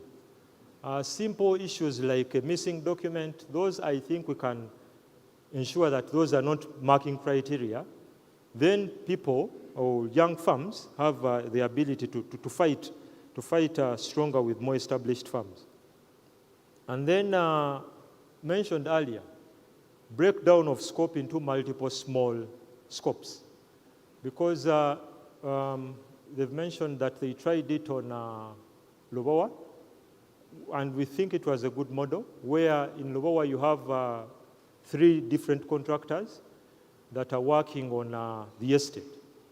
There are advantages to that. Of course, these contractors are now competing head-on. Everyone wants to impress the client. So the quality is assured. Now we think that a similar model can be applied to consultants, where if it's a master plan that you're doing, then the master plan can be done by the big firm. Then the small zones within these master plans can be allotted, can be awarded to the smaller firms. And believe the assurance that you have there is that all these young firms that will have the opportunity to participate in that big development will push themselves to the limit to try and impress the clients. So we think that those interventions can actually help accommodate more of the local firms in the spaces in which we operate. And then, yes, you're worried about the quality of what these local firms are going to deliver. We've been fortunate to work with the internal unit in the fund, the technical unit, the architects, the engineers, very brilliant people. Now, we think that if these internal units, the technical units, are actually expanded, if you recruit more of these people, 2 or 3 birds with 1 stone is in that kind of model. 1, yes, you're taking up more of these professionals, architects, engineers, and employing them as a fund. But then also, with the big internal units, these units can co-drive with these small firms. So they can be able to manage and demand quality and supervise these small firms. You're holding our hands, basically. And we are growing with you, you're growing with us. So those are some of the interventions that we think well, the third one has probably the third bird has flown away. So we shall stick to 2 birds, 1 stone. Then taking the local survey that you have mentioned. So we believe that when you understand the character of the local farms, our abilities, our capacities, then you can be able to sculpt or to choreograph these different projects to our sizes, to our abilities. And this doesn't mean that we should forfeit the big projects like the one you mentioned for pension towers. Now, pension towers is a huge project, yes, so not many local firms can partake of that. Only the very experienced local firms can do that. But yes, there are also alternatives to that, associations with these foreign firms. Now, these foreign firms, the disadvantage that we have with them, because we have actually participated in a bid with you, the one that you mentioned here, and it was a very interesting experience. Because you see, by the time you get to the point of contract signing, you've had a lot of interactions, the foreign firm and the local firm. So you have a lot of buy-in, you have a lot of alignment as the two firms. But for you to get to the final point of the contract signing and there's disagreement, or the lead player pulls out, it means that there are some issues that probably the clients now need to deal with. But in our specific case, for that project where we're working with a foreign firm, yes, you can say it's a trust issue, but you see these firms are actually used to eating large. Because a firm that is operating in an economy in South Africa, where they're used to 10% fees, when they get a job with a local firm here, their appetite won't reduce. So they'll still expect to eat big. But just to expound more on that issue, on our that specific issue, this is a firm from South Africa that we partnered with to pursue a job here. And they were at a stage where they had some internal conflict with the directors in South Africa. So while one of the directors had pursued this job with us, and everything seemed to be moving smoothly, the directors down in South Africa, who are a little bit timid and afraid of taking the risk in regional countries, eventually outweighed the director who was pursuing this job. And yes, they were saying that they couldn't trust that their firm can come and work with firms here that they haven't worked with before. But the issue, in our opinion, was that there was a misalignment between the directors within the company in South Africa. So now that's the complexity that comes with these foreign firms. They are big machines, and the benefits that the local firms here have, if you're successful to complete a job with them, you'll probably have, if you survive and complete a job with them, you'll probably not have gained in terms of cash flows, because their focus is to make sure that they match their fees that they've been operating at in the regions in which they operate. Yes, there are benefits of the experience that you get from them, but you might have the experience, but the following year you don't have the cash flows to remain afloat. So those are some of the real challenges that we have seen in our practice as architects. And as architects, of course, on a project, we do a lot of associations. We associate with engineers. We associate with quantity surveyors. So we assemble large teams that can be able to take on the work of developers, of entrepreneurs, of people in real estate, like the fund is. Now, we think that it's a matter of giving us an opportunity. We think that if leading developers like the fund believe in the local firms, then you're the people who can be able to inspire other government entities, other parastatals, to be able to support local firms to grow both as firms, but also with you as you partner on the different projects. Thank you, ladies and gentlemen. That is in brief. That is a brief of our company and the relationship that we've had with the fund, and some of the challenges that we think that as a fund can address to help build the competitiveness of local firms. Thank you. Thank you, John Paul, for that wonderful submission. Thank you for sharing your experience with NSSF. Therefore, that means working with NSSF is possible in real time and now. Okay? So please, write your questions down. We shall have a question and answer session. Direct your question to a particular individual, either Gerard or Catherine or Richard. We shall have 15 minutes. Let the question be particular. We have feedback forms on every table. Please write, tick, tell us what you feel should be done, how. For now, ladies and gentlemen, we believe NSSF has grown from one step to another, like Gerard said. So we have the MD in the house. So I'm going to humbly ask us to join me as I invite the managing director to give us a picture. What is the future of NSSF? So ladies and gentlemen, join me as I invite Richard to give us the future of the fund. Richard, the time is yours.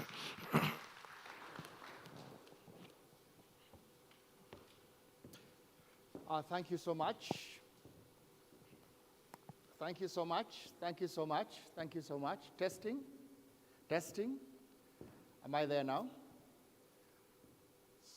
So, can you hear me now? Okay, great. So thank you so much for sharing this morning with us. We don't take it for granted. As we've told you before, this is the 6th time we are doing it. We love to do it because it's the best way of interacting with our suppliers. Our suppliers are so important to us because if we didn't have you, we wouldn't be able to deliver on our mission, okay? So we started off with Gerald. Gerald gave you how much budget there is this year. He was very, very specific about almost 600 billion shillings in real estate, a couple of billion shillings in furniture and fittings, a couple of billion shillings in other areas. So there is quite a lot of money. In fact, I believe that that number can be stretched almost up to 2 trillion shillings, including the investments that we're going to be doing. So there's quite a lot of stuff that we'll be doing this year. So he gave you those numbers. Catherine, in fact, when I was thinking about this whole thing, experience, I was thinking to myself, maybe we should have said, you buy one NSSF and you get UNOC for free. So UNOC came here and also gave you what they will be doing, what they expect you to be doing. And I believe that for you who are here representing your companies, you can now see that not only are you going to find out what NSSF is doing, but you also find out what UNOC is doing. We then ended up with Mr. Say, John Bosco. John Bosco has given you an example of something that can work. This is a joint venture event which enabled us to do a lot of things for our customers. So you've got this picture. Of course, in the middle, we had a bit of fun from Salvador, which I hope woke you up, made you happy, and sort of reminded you about COVID, all right? I know it's a little bit in the past. I hope all you guys survived it very well without any losses, but if you did, sorry about that. So now, let me sort of wrap it up. We've given you the numbers, we've given you what else you can do, and we've actually showed you that you can succeed if you have the right partnerships. So my job is quite easy.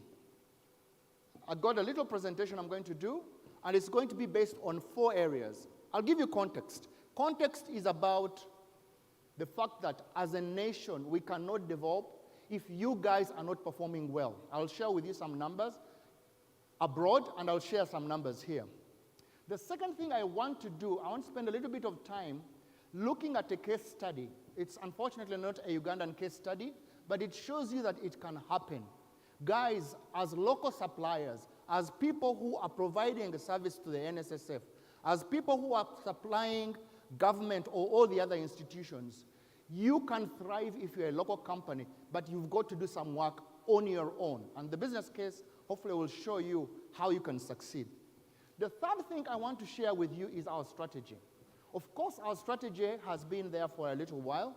We've been running a 10-year strategy from the year 2015. It's for a 10-year. We are about year 7 in our strategy. I will demonstrate to you that our strategy requires a lot of things, and those things you can get them for us. How is the fund doing in terms of making you sure that you supply? I will end up with then what we should take home. So let's see what the context is. You as local farms, we need you to be strong. We need you to really improve your capacity, because if we improve your capacity, then we can provide what we require as a nation. This is something that everybody has been saying. SMEs need to strengthen, because the world over, if an economy is to do well, its SMEs must do well. Its companies must do well. You must move from SME to huge corporates. And you can only do that if you identify opportunities, if you identify the things that you need to do with your own business to make it really strong so that we can make a difference to our country. Nobody's going to build our country without us being involved, right? And the numbers show it. You can see that the tips for making you better globally and competing globally, these are the numbers. The numbers don't tell a very good story. First of all, in the whole world, SMEs account for 60% of their GDPs, and they provide almost 70% of employment. I mean, these are numbers you know. We repeat them every single day. Every single workshop I go to, I tell people, improve your company, make it stronger, because that's the only way we can develop. We can't develop with government jobs. There are very few. There is 500, maybe 300, or whatever it is. The bulk of jobs, 25 million of them in Uganda, are in SMEs, right? And you contribute to about 65% of the GDP. It is not government that contributes to it. It is you. It's your hard work. It's the employment you give. It's the services you provide. So you are so important. However, look at what happens. You only contribute 55% of the national budget, and in terms of value, you only produce 20%. So that tells you that there's something absolutely wrong. Because you are many, you've got a great job to do, but when it comes to the actual money we spend as entities, including government, you only do 55% of the national budget, and you as SMEs, you do less than 20%. So it's not a good number. Let me take it a little bit. I mean, what are the things that you need to do? These are things that I'm sure we've already talked about them. Catherine talked about them. Gerald hinted on them. Lack of finance, it's a big problem. The regulations constrain you, so we seem to think. When John Paul was talking about his own experience, he was saying that there are some rules that we implement that constrain them in terms of bidding, all right? Red tape, the decisions made around SMEs are not great, but most important, and I think this is personal to you, your governance structures within your institutions are not that great, and therefore, you do not give your businesses a good chance to actually provide the services and do good business. I'd like to ring fence the issue of strategy, and I'm going to sort of talk about it a little bit later. We talked about people bidding for our jobs, right? He gave you an example of somebody we wanted to contact to see how we could improve our processes. And the company said, I'm not interested, because they got one job and they went away. Now that tells you that, what is your strategy? In fact, at this stage, let me ask, how many of you in this room belong to your EXCO in your companies? EXCO is a strategic group.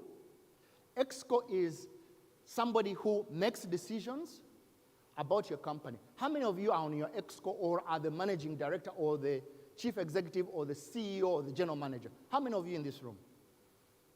Okay, that's a good number, but it tells you that the rest of you, you are in this room and you won't be able to make decisions about your company. And yet we're giving you so much information on how you can improve your company so that you can do business with us. So a lot of that begins in your boardrooms. A lot of that starts off in your offices, where you're coming up with a strategy for your company. If that is not right, if you are not, the example I'm going to share with you, it's around strategy. If as a company you are not sure about your environment, right? Gerald hinted on it. If you're not sure about the data, you're relying on God to help you. And I used to give this as an example to my people in the office, and I would say, you can imagine if you are trying to cross Ginger Road at the Ginger Road police station, all right? You guys know that stretch. I think there's about 3 or 4 lanes between there. So if you're crossing from the police station and you're going to Hotloff, I don't know if it's still there, but there's a Hotloff across, or the guys who sell Nissan, I think they're across the road. So you can imagine if you are blindfolded, it is possible that one day you will pass there and you won't be hurt by a car that's coming. But I bet you every single day, if you attempted to cross that road when you're blindfolded, you will be hit by a car that's coming, or a border, actually more so than border than a car, all right? Because the car might take pity on you. The border just will want to rush and go there. So I always say that if you are running a business without data, if you are running a business without knowing your environment, if you are running a business without knowing who your competitors are, without having the data about your business, you are like that guy who is crossing the road with his face blindfolded. So remember that analogy, that you need as a business to be able to put those policies and practices in your company that will enable you to look a little bit better. So let's look at this business case. It's a short story. It's about, I'm sure you can, those of you who are old enough can recognize this. These are scooters, okay? So on your left, you've got a Bajaj. They are big now. Even in your country, many of the motorbikes are called Bajajes, right? And on your right, sorry, on your left is a Bajaj, and on your right is a Honda. In the 80s, Bajaj was nowhere, right? They had opened a small little company in India, which was involved in the automotive sector, but they were small. They were just a scooter company. They hadn't even started doing other things. In the meantime, there was a huge international giant called Honda. And it was trying to get into the Indian market. Because if you've been to India, or if you look on the tele, or if you look anywhere, you will see that most people, that's where you get all the motorcycles or the scooters, the three-legged things, anything that moves that is small in India works, right? So these guys wanted to go into that market. And they had superior resources. Honda had so much money, Bajaj had very little things, but they were entering a market which they knew very well. It was, first of all, in their own country. So what did Honda do when they entered the market? They did Honda first. Okay? So Honda, when they entered the market, they partnered with a local company, and they got early wins. So they were very successful. They got a market share of about 11%, and they offered sleek designs, as you could see from the picture. They sold via outlets in major cities, but Bajaj recognized that this was not something that could work. What did Bajaj do?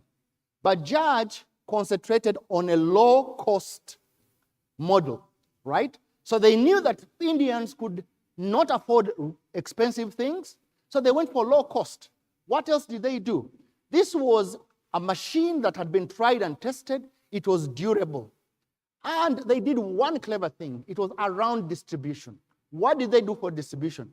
They put repair places all over the country so that if you have a Bajaj and it gets spoiled, you just run into the repair shop and it works. So in terms of reliance, there was your reliance. And these guys focused on distribution, and they targeted the mass market because they knew that the people at the end of the lower end of the market, they didn't have enough money to spend on a Bajaj, all right? So that's how they figured it out. And certainly, as you can see, they could then afford to really outcompete these guys. And by 1998, Honda pulled out of India. So a local company can succeed. That's the reason why I wanted to share with you this one. So do not be afraid of an international company, because if you get your strategy right, these people identified what could give them a competitive advantage. Even with the resources of Honda, these guys knew that they could still outdo themselves. So Bajaj recognized its advantages and innovated based on their strength, not trying to go into the market that Honda had done. So guys, there are a lot of success stories that we can use to get better. So out of this, I would like to tell you two things. One, please stop importing and selling as a strategy, right? This is what they used to call commission agents. That does not work because you cannot compete with the international bidders because they have this stuff, right? So if you're going to compete and use their material on the local market, you will not be able to compete. The second thing is what I said at the very beginning. Have a long-term strategy. Don't be just a tenderer, somebody who comes in for a deal and walks away. Be there for the long term. What am I saying? If you lose a tender today, don't be distracted, because your strategy should be, how can you establish a relationship with NSSF? How can you establish a relationship with UNOC? How can you establish a relationship with all the companies that are buying stuff in your industry, so that you are there for the long term, so that when they have a problem, they call upon you. When they're looking for something quickly, they call upon you. You become a relationship. It is not a one-off, right? I could have dramatized it by saying, don't go for a one-night stand, but have a relationship. Maybe I have. So, let me tell you about our strategy. Our strategy is on 4 pillars. We've said this over and over again. The first thing we'd like to do is we start off with our staff. So we would like to empower our staff so that they can innovate. We hire clever people so that they can innovate. We don't want people who will not come in and make a difference to the company. Once they innovate, our operational efficiency becomes better. So they come in, they innovate, they get good processes, and when they get good processes, our customers are happy. And when our customers are happy, they then give us money, and we manage it for them, right? So our long-term goal by the year 2025 is in those 4 numbers. The first is 95%. We want our staff to be engaged up to the 95% level. The second thing is we want to be able to pay our members within 1 day. The third thing we want to do is that once we pay our members within 1 day, they will be satisfied. So we want a customer satisfaction of 95%, and therefore, once they're happy, they will give us their money. We want to be able to raise at least 20 trillion by the year 2025. So where are we today?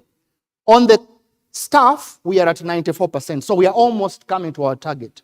On the operation efficiency, we still have a few days to go. We are on 11 days. Actually, that 11 days is because of the midterm access, which increased the numbers. But we were on about 8-9 days. Oh, actually 7 days. 7 days. We'd got 7 days. On the customers, we have an agreed a customer satisfaction level of 86%. So a little bit, about 9% to go. But more importantly, on the money, we are at 17 trillion, and our target is 20 by 2025. So as you can see, we are working nicely on our long-term objectives. This is so important for us, because if we are to achieve this, then we have activities that we must do. And these activities are around 1, increasing our coverage, okay? So one of the things we want to do is, to be able to achieve this, we need to increase our coverage. That's the first thing we need to do about customers. So how are you as suppliers going to help us to increase our coverage, right? What are our constraints today? Today our constraint is that it still costs us a lot of money to recruit new members. Number 2, we need SMEs who are our customers to be able to pay in the money. And unfortunately, the new law has now been changed to include that if you have a company, regardless of how many people you employ, you now have to contribute as a matter of law.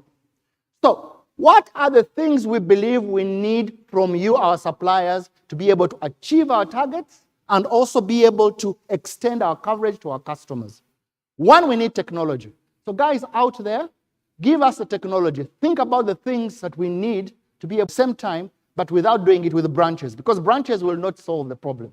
We need technology that will help us. So that's the first thing. The second thing is, can we get some other areas where we can outsource our collections? So are there companies who are capable, all right? How many people are in the banks, for example? Anybody from the banks? Of course they didn't come, because they don't think they supply us with anything. And yet we do the biggest amount of business with banks, right? How many financial services companies are here? Any financial services company? Are there any fintechs that are here? You are a potential supplier. If you are a fintech and you can collect for us, you should be in this room listening to us, because we have so much value we are going to offer you to help us in coming over and making sure that our customers, right? You know, when we talk about suppliers, people think about matoke, or what else do we supply? Lunch, or what do they think about? Stationery. By the way, we don't do, how many people are supplying us with stationery here? Stationery, nobody? Nobody is supplying us. You know why? We don't use paper anymore, right? We don't use it, we are paperless. So we don't do stationery anymore. If you are here and you want to supply stationery, I'm so sorry. You will have to go to another government department because we don't use stationery anymore. Okay, anyway, that's what we need. So if you have technology that can help us to go across the country, we want to hear from you. The second area is, of course, real estate. We're quite big there. We've talked about it. He's already given you the figures, almost 600 billion shillings we're going to spend here, but we have constraints. NSSF does not have a lot of money as we used to, and the reason was midterm access. All right, I told people midterm access will take our liquidity. It has. So we no longer have a lot of liquidity to pay you, the people who are doing real estate. So we want you to come up with a solution which will enable us to do business with you, but us not paying you at the beginning. Okay? The other thing we need is we need low-cost offerings. Okay? I think somebody talks about doing business, sort of giving us houses that we can then sell to our members at a low price. We are looking for those solutions. The last one is it takes so long to do a procurement in real estate. So can we find a way of innovating in real estate to help us address speed, liquidity, cost, and scale? So if you have solutions like John Paul, like John Paul just mentioned, we want those answers, right? And I'm glad the PPDA is in the room. Maybe they will listen to those. The second last is around the member experience. I told you that the law has changed. Now we have a population of over 9 million people that we need to serve and keep them happy. But we can't do that because we don't have all the answers. We need to come up with new products. That's why I said financial services companies. How come they're not in this room, right? We need insurance products. We need mortgage products. We need healthcare products for our members. Okay, we'll be doing those. We can't do them ourselves. We want to do them in joint ventures, all right? And how can we provide those things in a quick manner, all right? In a fast manner, turnaround time. Seen that initial, right? We are operating in a new whole ecosystem of financial services. That's why I'm surprised there's no financial services company in our suppliers forum. Can we make this ecosystem work for every single person? I'm a big fan of digitalizing money, right? The thing I hate most in my life is seeing notes. Let me repeat that. The thing I hate most in my life is seeing money. It's so dirty. It's so inconvenient, right? When you've all seen that clip of the robbery that happened in the supermarket in Mukono, right? Can you imagine if those thieves had come in there and all those people's sales had been on point of sales or mobile money? The guys would have come in and taken nothing. Okay? It is very inconvenient to have cash, right? For any business, cash is a cost to you. Why can't we improve the way we offer our services and we get paid? It should all be electronic money. And I'm a big, big fan of electronic money. But we can also provide that experience to our members because we believe that the best way to do it is to do it through the ecosystem that already exists so that we can give our members a lot more services. The last area is around our employee, right? So you recall I started off with our employee. That's the one I'm ending with. So we went to our employee, our processes, our customers, and then we went to our financials. So it's the reverse here. So the employment, what do we need? We need our employees to be smart, all right? We need skills for our employees who are going to help us in this journey. We need our employees to be able to adapt and use smart technology. We need our employees to do remote working. We did it during the pandemic, but we want to continue doing it. Today, only 40% of our staff can come in. We want to make that 0 so that everybody can work from wherever they are. And we want to automate mundane tasks.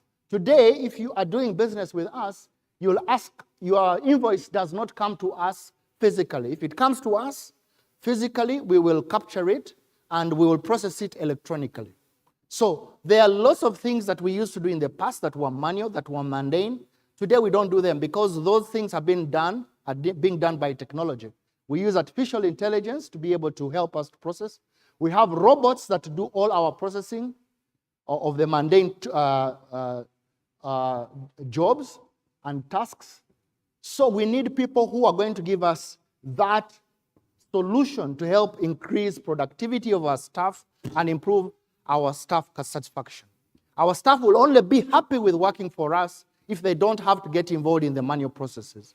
And we believe that that's a way of improving our staff satisfaction.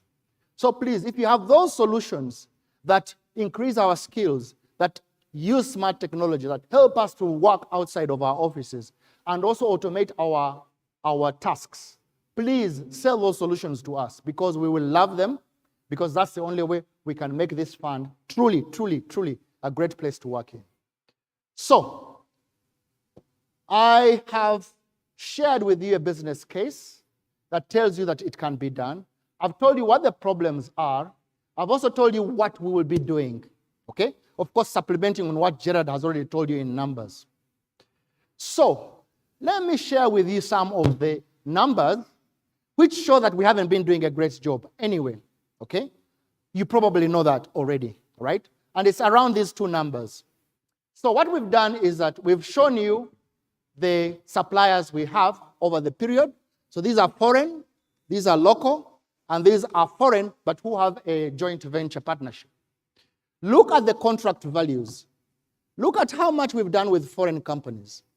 Look at how much we've done with local companies, and look at how much we've done with those with joint ventures. You can see that in terms of that, foreign is still a high number. But look at what the number is. Foreign is a low number in terms of the actual deals. But in terms of value, it is quite high. What does this tell you? It tells you that the foreign companies are doing with us quality jobs, whereas the local companies are doing with us. You divide this number with this, the number comes really, really low. If you divide this number with this, that number is still very high, right? So we are not doing very well, okay? In fact, there's a summary there. 20%.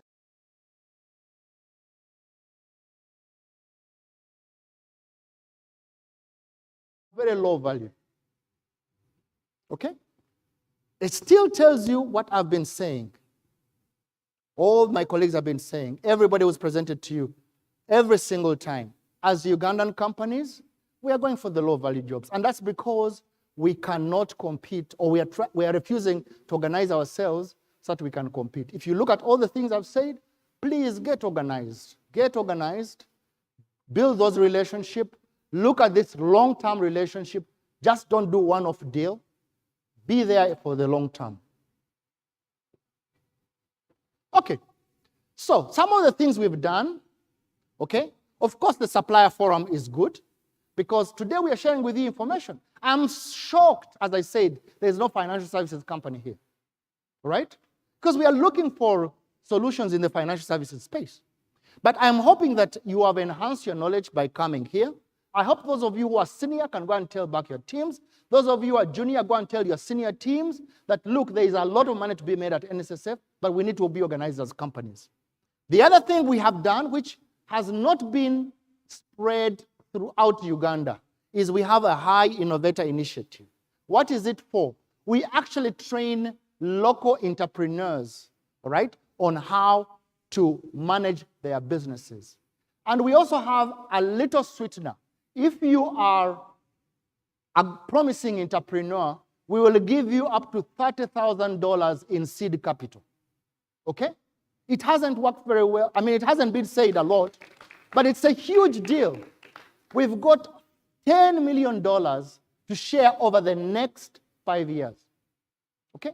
These deals are available. So if you are an If you're an entrepreneur, if you're a company that is in the innovative space, please come and learn from the High Innovator Initiative. If you are watching TV last night, it's all over, we are advertising it. Please, a lot of businesses have already qualified, right? If you were watching, you'd have seen there's somebody who is doing, sorry about my Muslim listeners today. There's somebody who is doing pigs and has been reorganized. There's somebody who is adding value to agriculture, right? So there's a lot of things that we are helping entrepreneurs to be able to become better. The other area is, once you've gone through our High Innovator Initiative, we can actually organize finance for you, especially for the big projects, right? And that also includes us giving you an advance payment if we believe that your business needs finance to be able to deliver to us. The other opportunity is around the reserve services. We want to work with the local farms. Every single UNOC has been here. They're going to be the biggest spenders over the next couple of years because of these discoveries of oil. But we are still big spenders as well. And PPDA has been very thoughtful through the law. They have come up with thresholds on what you must give to a local company. So please take advantage of those. And many of you don't even know that these things exist. You just bid without knowing. Okay? The other thing is knowledge transfer. John Bosco, John Mary, what's her name again? John Paul, oh God. I'll get it right one day, but probably after my presentation. John Paul has told you that they worked with an international company and they did a joint venture, right? So for the complex jobs, we want joint ventures, please. But when you do a joint venture with a foreign company, make sure that you've got sufficient knowledge transfer so that next time you can bid on your own, right? But that is your role. It's not, we can't do that for you. You've got to be able to demonstrate that when I got involved in this project, we learned all the knowledge, and now we've got all these experts who can give you that support. The last thing we are doing is we are working with the regulator, PPDA, to propose innovative initiatives to improve the procurement area. Things like accreditation. I don't know whether you know what that means. Accreditation means that you can deviate from some of the laws that PPDA puts in place in order to make the process further. But they've got to be sure that the things you put in place will do the things that PPDA does, which is value for money, accountability, transparency, and all those things. And everybody is actually informed. So that it's not only Mr. Biarugaba going out and getting his own farm to do whatever it is. No. So those are the 5 things or 6 things, 1, 2, 3, 4, 5 things we've done, I can't even count, that we're trying to do help you, the companies, to actually be able to improve on your performance on the bids. So let me wrap it up and see the 4 things I'd like you to take away. Emphasis, have a strategy. Participate not at the tender, as a strategy. 2, train your people, especially in emerging technologies and project management, and also managing complex projects. Number 3, sign partnerships. Can you sign a partnership to drive innovation, to start thinking global? And I gave you the example of Bajaj. Please go back home and do a little bit more research on Bajaj. If you are probably using a Bajaj, boda today, you'll probably be on a Bajaj, all right? These guys have become massive in the whole world, okay? And of course, please make sure that you stop thinking local, start thinking global. If you do that, we will be able to do business with you and hopefully live happily thereafter. Thank you so much. Thank you so much, Richard. I believe we have a lot to take home. Can we all stand? Please, stand a bit. I can see most of us are sleeping. Stretch a bit. Love yourself. Breathe in. Stretch, please. Love yourself. Don't be so corporate that you're fearing. Stretch a bit. For my colleagues, please, we can set up the high table for the question and answer session. We have, you can sit, take your seats. Yes, we are going into the question and answer, but let me invite my friends to set the flow for the question and answer. But before that, I believe we have the feedback form already filled. Fill it. Answers will be given by Richard and Catherine plus Gerald. In case you're asking a question, direct it to a particular person, either Richard or Gerald or Catherine. Let the questions be brief. And please, we have 20 minutes. 1 p.m. should be our lunch. Make sure you carry your coupon with you. We have coupons. In case you don't have, raise up your hands. We give you one. Immediately after the question and answer session, we shall be closing and then go for lunch. But we want to thank you. Thank you for being here. Thank you for working with NSSF.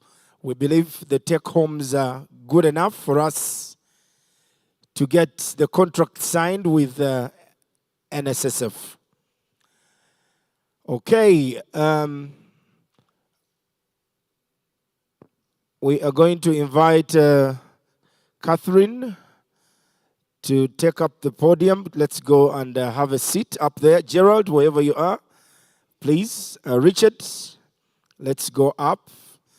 And just in case the regulator needs to get some questions, PPDA, you can step forward as well for specific questions.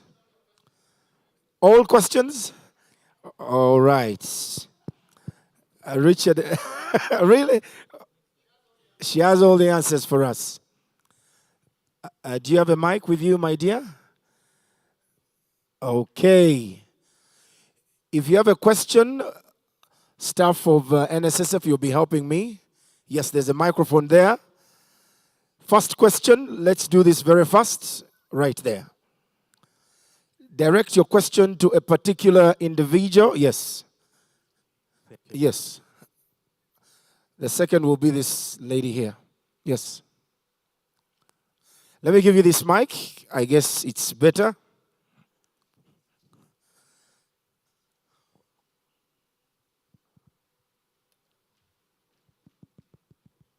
Yes. We're balancing it, balancing the boat. Is it on? Let me give you mine.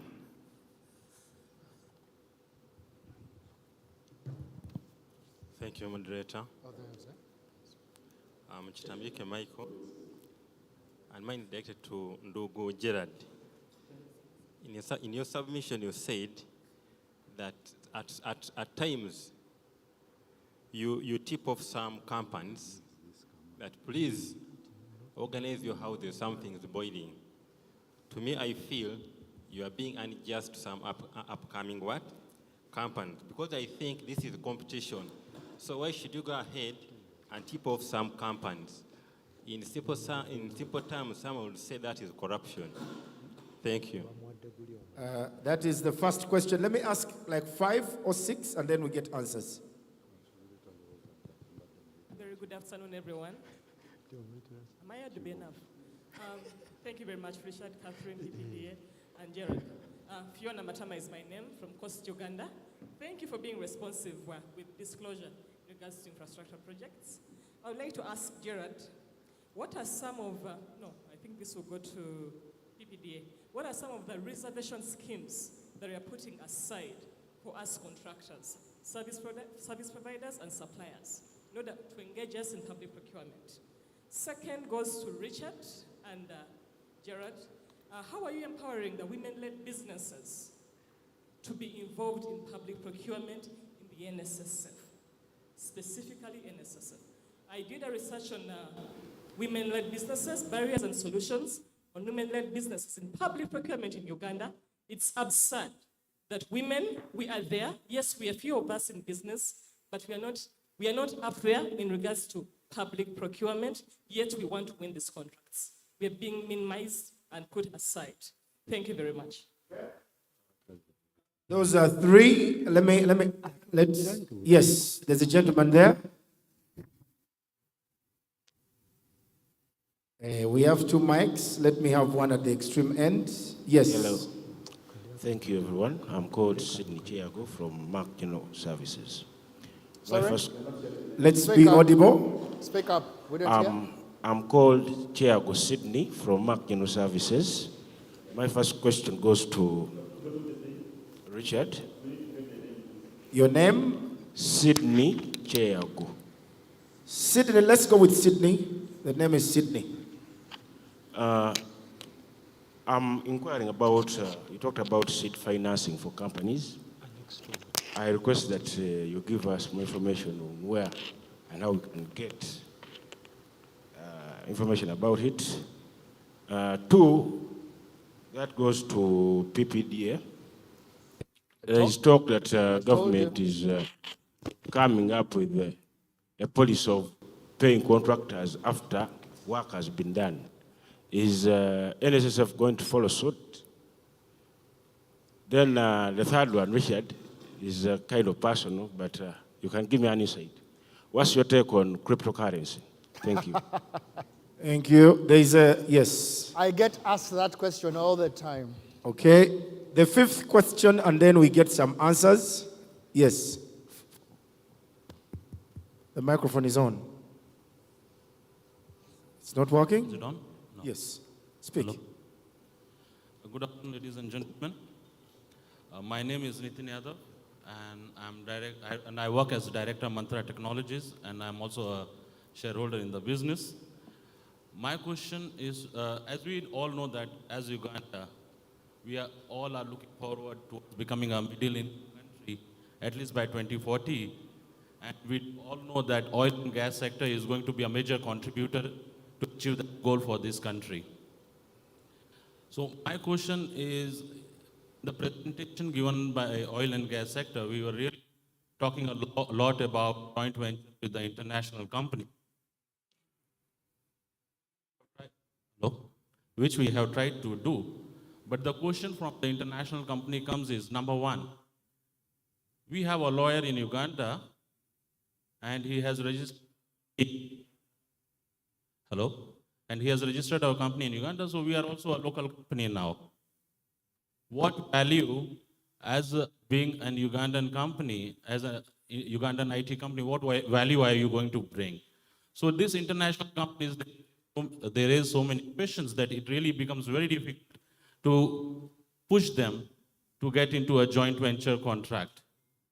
Because they say that we have the solution. What are you reading? Guys, what's wrong with the mic? It's breaking up. Hello? Yeah. Maybe you could step forward a bit. I guess right there. Hello? Yeah, apologies, but this has been a real major challenge being a local IT company. The international companies, they'll say we have locally registered our company in Uganda, so we really don't need you. Then we go ahead and tell them that, you see, you have registered your company, but how many staff you have? 2, 3, 4. Look at us. We are employing almost more than 100 people in our company. So we are more local content.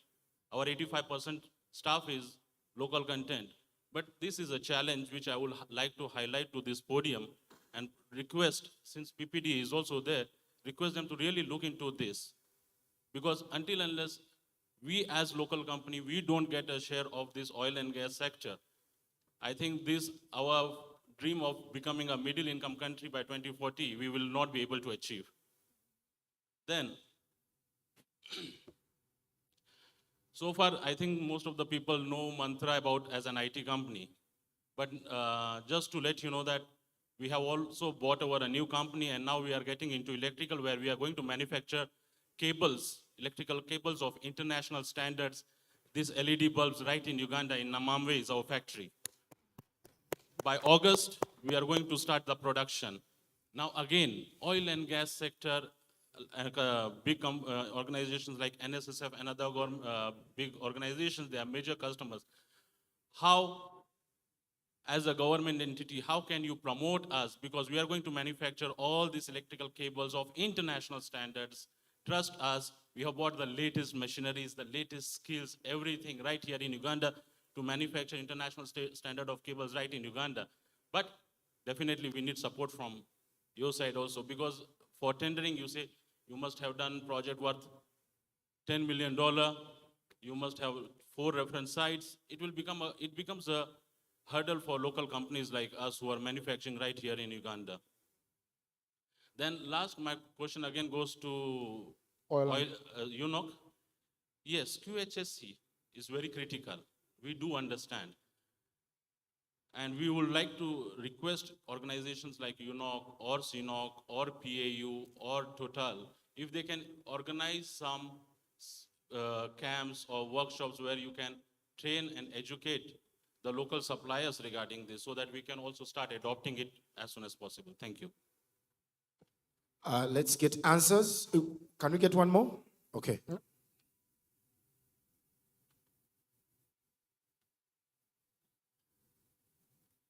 afternoon, everyone. I'm Kawes Agnes. I'm presenting Business Center Limited. My question goes to UNOC. I'm trying to find out the contact for frequent training. You talked about it is in Kololo as well, if you can give it to us. Then another question goes to PPDA. We are doing training online. Somehow the training is not all that clear. The online training, you find that these people take long and we are not hearing each other. So I don't know whether it is the network or what, but I would like to improve on the communication service. Thank you. Okay. Are we good enough to get some few answers? Then we get other, I believe, final questions. Yeah. I think let's start with PPDA, because I had quite a number of questions. And then we'll have UNOC speak, and then NSSF will speak last, with most of the answering coming from Gerald. I'm the boss. Okay. Thank you so much. Yes, it is. Oh, you're promoted.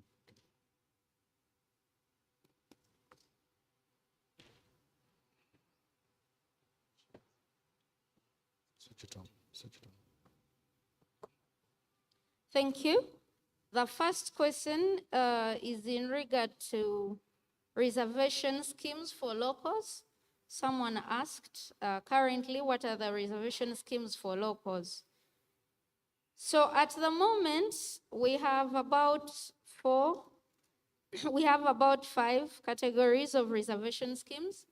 The first one is reservation schemes based on thresholds. So we are reserving based on thresholds to both national and resident providers. And still under this category of thresholds, we have supplies, procurement of supplies of 1 billion and below. There you can participate as locals. The procurements are reserved for both national and resident providers, 1 billion and below. 2, still under thresholds, we have procurement for roadworks, 45 billion and below. Still you can participate. And other public works of 1 billion and below, as local firms, you can participate. And thirdly, we have procurement of non-consultancy services, the ones of 200 million Ugandan shillings and below. As local firms, you can still participate. Now, our second category under reservation schemes is that of reservation schemes for procurements of at least 30% of value of works through subcontracting of subworks, supply of materials, equipment, and services. Again, this is for both national and resident providers. Thirdly, we have reservation schemes for procurement of uniforms and related clothing materials. Now, if you're a manufacturer with manufacturing facilities in Uganda, you're allowed to participate under this category. Strictly, procuring and disposing entities have been tasked to procure uniforms and related clothing materials from our local farms, the ones that have manufacturing facilities within the country. We also have procurement of electrical cables and conductors. The gentleman that spoke. Mantruck. Yes, Mantruck. This is your category. If you have manufacturing facilities here, and I believe that you're already benefiting from this scheme, please go ahead and do business with government. I'm glad to note that you're prepared to do it on a large scale. We are ready to support you as a regulator. The guidelines are here. By the way, these are our guidelines, and they're on the PPDA website. If you need more detail, please go to the website and download. This is public information.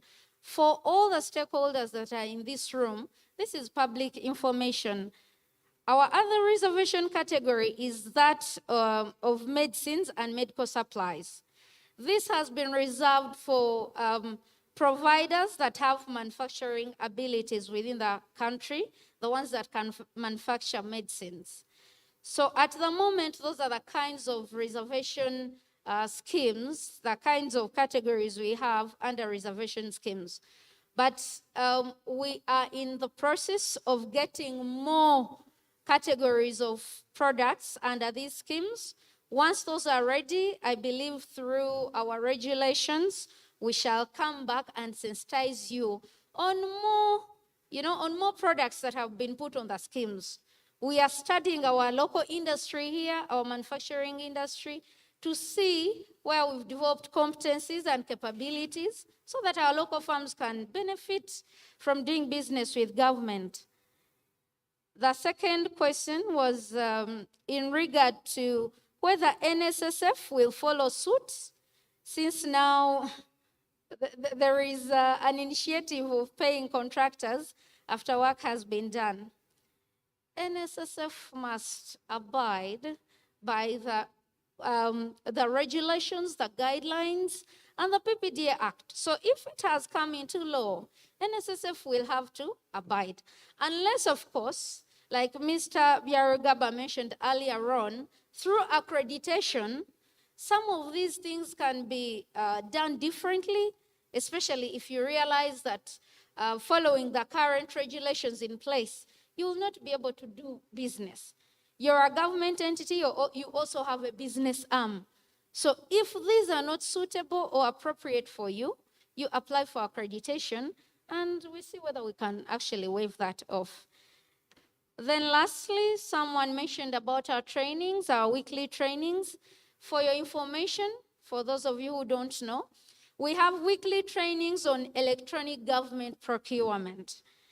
Those of you who have not yet got on board, please be informed that in a few months, years to come, doing business with government will require you to do everything electronically. So we are running a series of trainings every Friday on EGP, and they're online. I apologize about the sound problems and all, but when you're using technology, sometimes some of these challenges, internet challenges, voice challenges might be an issue, but I'm going to take this back and make sure that we improve. Thank you very much. Rich, do we have any answers from UNOC? Yes, plenty. It's on.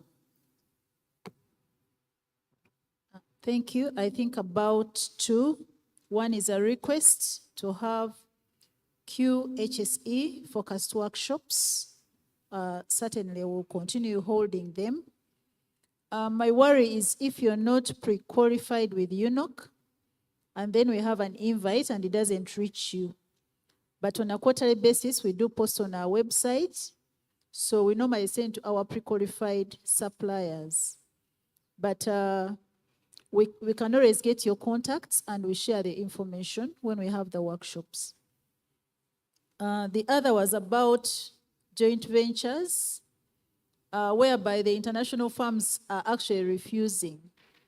Now, the current laws managed by the PAU provide for a local firm as one which has registered in Uganda.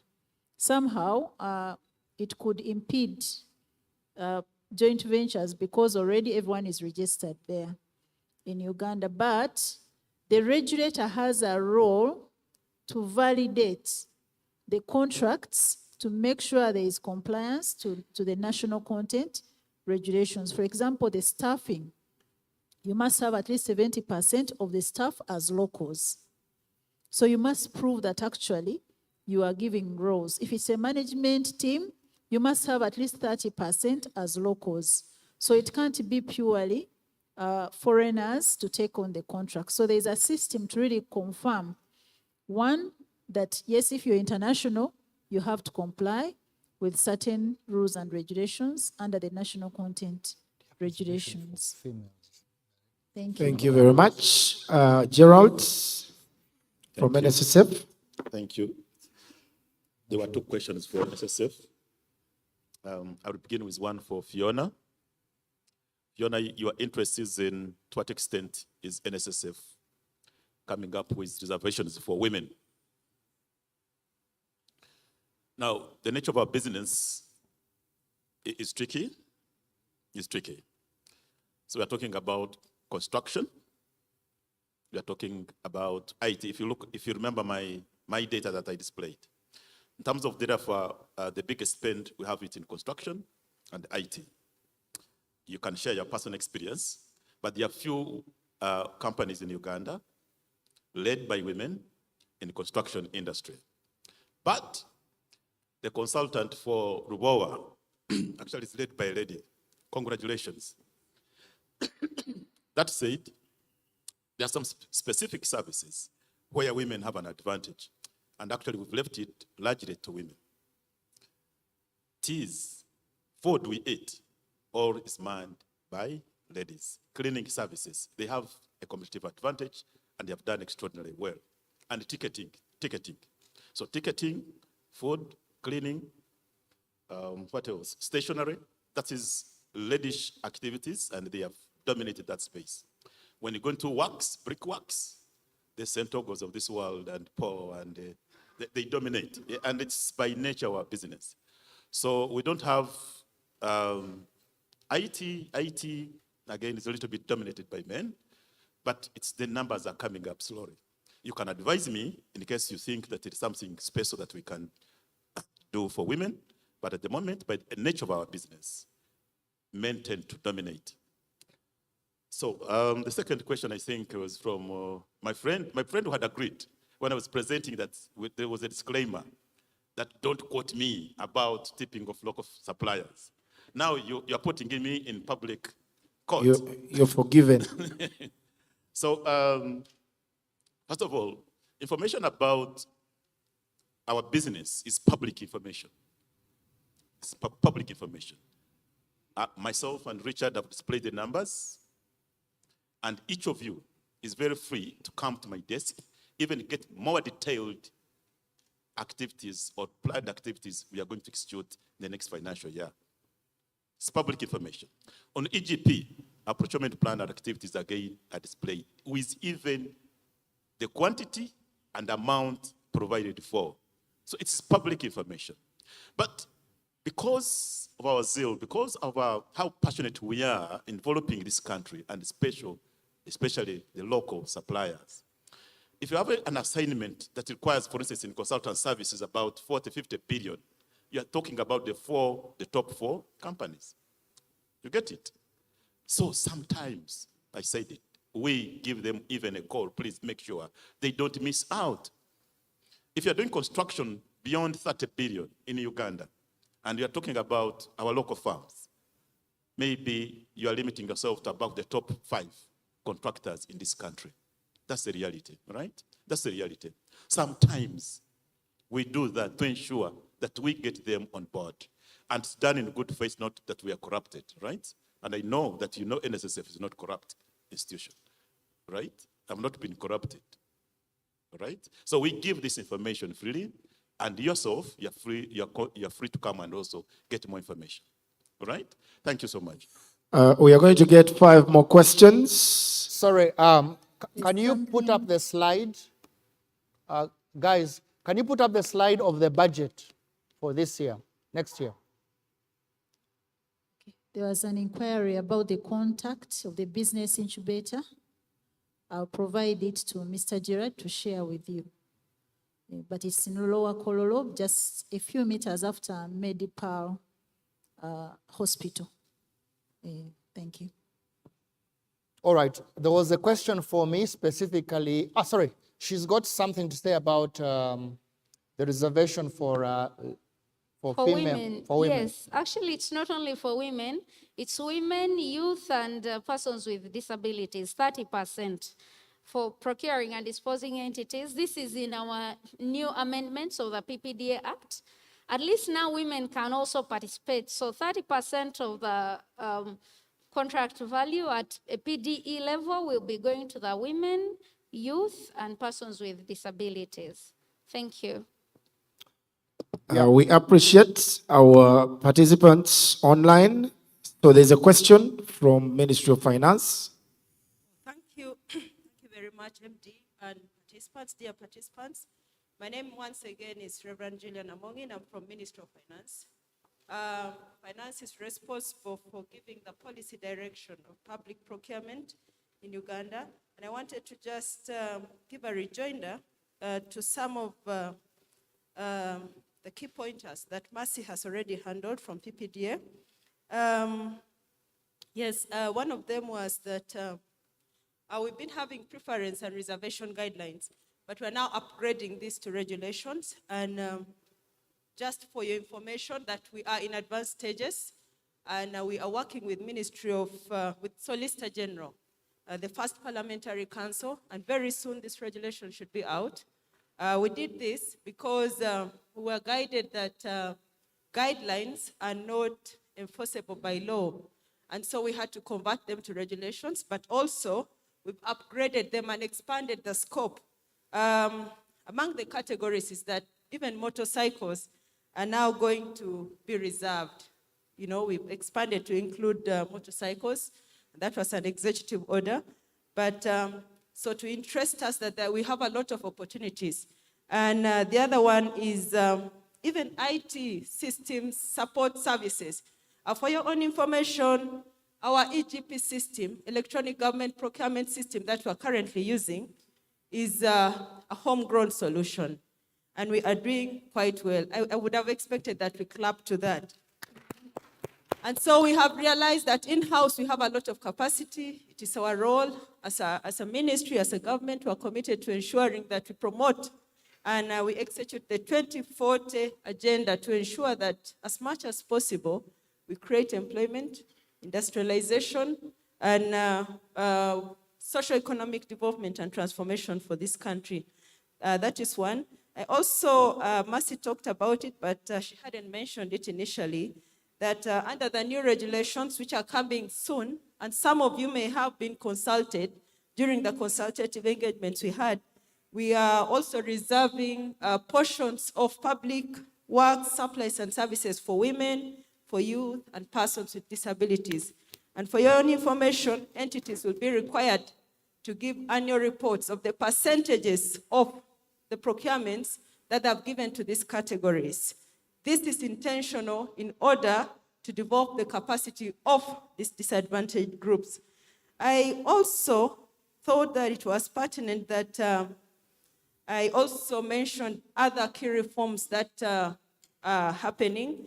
For example, we now have sustainable public procurement that we are championing. So it's very important that you get to know about it as providers, as stakeholders. And in sustainable public procurement, we are looking at buying beyond buying.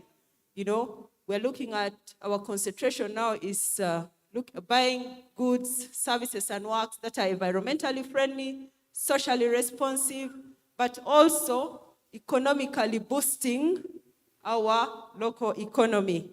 And so within this arm is the EGP, the Electronic Government Procurement. MD, I was happy to hear that you are now a paperless system. Yes. And NSSF is one of the pilot entities that we've been piloting for EGP. And there have been some hitches on the integration, but we're in advanced stages of sorting that out. And so I'm very confident that NSSF is going to be one of the star performers on EGP when the integrations are fully done. So once again, to sound just an encouragement to us to get registered on the EGP. Going forward, we're going to have a one-stop registration point for suppliers. It will replace pre-qualification. And so the moment you're registered on the EGP website in different categories, then you qualify to do business everywhere, anywhere in the country, within the local government, within the central government, as long as it's a ministry, department, agency, parastatal government organ, you will qualify to be invited from that pool, from that database of short list of providers. So just to encourage us and to interest us to embrace EGP, because there's no turning back. And maybe for further information, this year we are rolling out EGP come 1st July to 50 more entities in the country. And we hope that in the next 2 years, the whole country shall be on EGP. I thank you. Thank you for that submission. Now, we may not get all the questions. On the feedback form, you're going to write questions that you feel. If you're not given an opportunity to ask over the microphone, we could receive those questions. I'm going to get... There was one question. Yes. On cryptocurrency. Yes. You have an answer? Yes, I do. Yes. Who is the gentleman who asked it? Right there. Stand, please, for recognition. Okay. So, sir, the views that you're about to hear do not necessarily belong to NSSF. They are personal to Mr. Richard Patrick Biarugaba in his personal capacity. So this is my answer to anybody who asks me about cryptocurrency. Cryptocurrency has two parts. The first part is the investment part. The second part is the technology. So for those of you who do not know, let me explain what the technology is. Technology that runs cryptocurrency is called block technology, or block technology. And basically what it is a server held in cyberspace, which is a ledger that is totally reconciled and cannot be altered by any other person. In other words, it is technology that has been built in order to provide that capability of storing records, moving records, making transfers, all that stuff that it can do. You can Google it, it will tell you what it does. That technology I totally support because I think the future of the world is in block technology, right? An example I always give is that of Ministry of Lands. If lands want to sort out the problem of fraud with the land titles, they should put it on block technology, just as an example, because then you will never be able to go in there and fiddle with the records. So block technology is great. It's the technology of the future. However, what they've done is that they've also created a currency. Loads of currencies have been issued. Of course, the most common one, the one that is commonly known, is called Bitcoin. And Bitcoin today is valued around $20,000 per Bitcoin. The price was about $50,000 not so long ago. It dropped by almost 50% not so long ago because of whatever is happening in the economy. So the issue around investment in a Bitcoin or any other cryptocurrency, of course, depends a lot on A, who is offering it, B, its security, C, etc. supply, D, and so on and so forth. Now, I do not have any knowledge sufficient enough to advise you to invest in Bitcoin A or cryptocurrency B or cryptocurrency C or not, because the investment part is determined by whoever is offering it. If I were you, as I always tell people, as Mr. Warren Buffett, one of the greatest investors in the world, has had, right? Invest in something that you can see. Invest in something that generates cash. Invest in something that you are able to convert into cash quickly, should you want to do that. And invest in something that you have control over and you know what it is doing. So if you answer all those questions and you still think Bitcoin is your thing, go for it. If you can't answer those questions, I would ask you to have reservations. So, to summarize, as I like to do, as a technology, first class. As an investment, you need to ask a few questions. Thank you. I'm going to go to get 5 questions. The others, staff of NSSF, you'll pick them and hand them over. Sorry, moderator. Yes. I put up this slide. It's not showing on there. Please let it show there as well. Showing in front of us, but it's not showing them. Guys, this is the amount of money we are going to spend. Right? I hope my head is not there. You can see we are spending almost 550 billion shillings in real estate. We are almost spending 22 billion shillings in technology. As Gerald said, most of our money is in those 2 areas.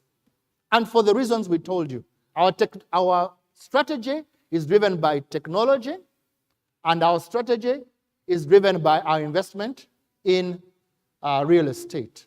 Okay? The other amounts are very small, right? Cars, less than 1 billion shillings. Okay? Furniture and fittings, less than 3 billion shillings.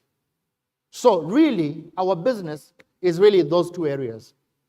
And as I told you, I am surprised that we don't have any people in financial services who are in this room, because all the financial services, all that 21 billion shillings in technology is around financial services, giving us solutions which we will use for serving our members. Okay? So there you are. Nothing hidden. Gerald is right in saying that we are one of the most transparent organizations. If you go onto our website, you will be able to see the detail of how those numbers are broken down. Every single project will be able to tell you what it is we're going to spend on it. So it is up to you to make sure that you have the right strategy, you have the right capability to be able to deliver those services to us and compete and beat everybody else. Okay, the first person is here. Okay, I can see 2nd is there, 3rd is there, and then I'll close it up. 4th, 5th. Start. Good afternoon, members. My name is Frank Shawomwe, and I'm from Fabrication System. My question goes to Richard. In a housing scheme that NSSF has put forward, can NSSF consider giving housing units to members or Giving?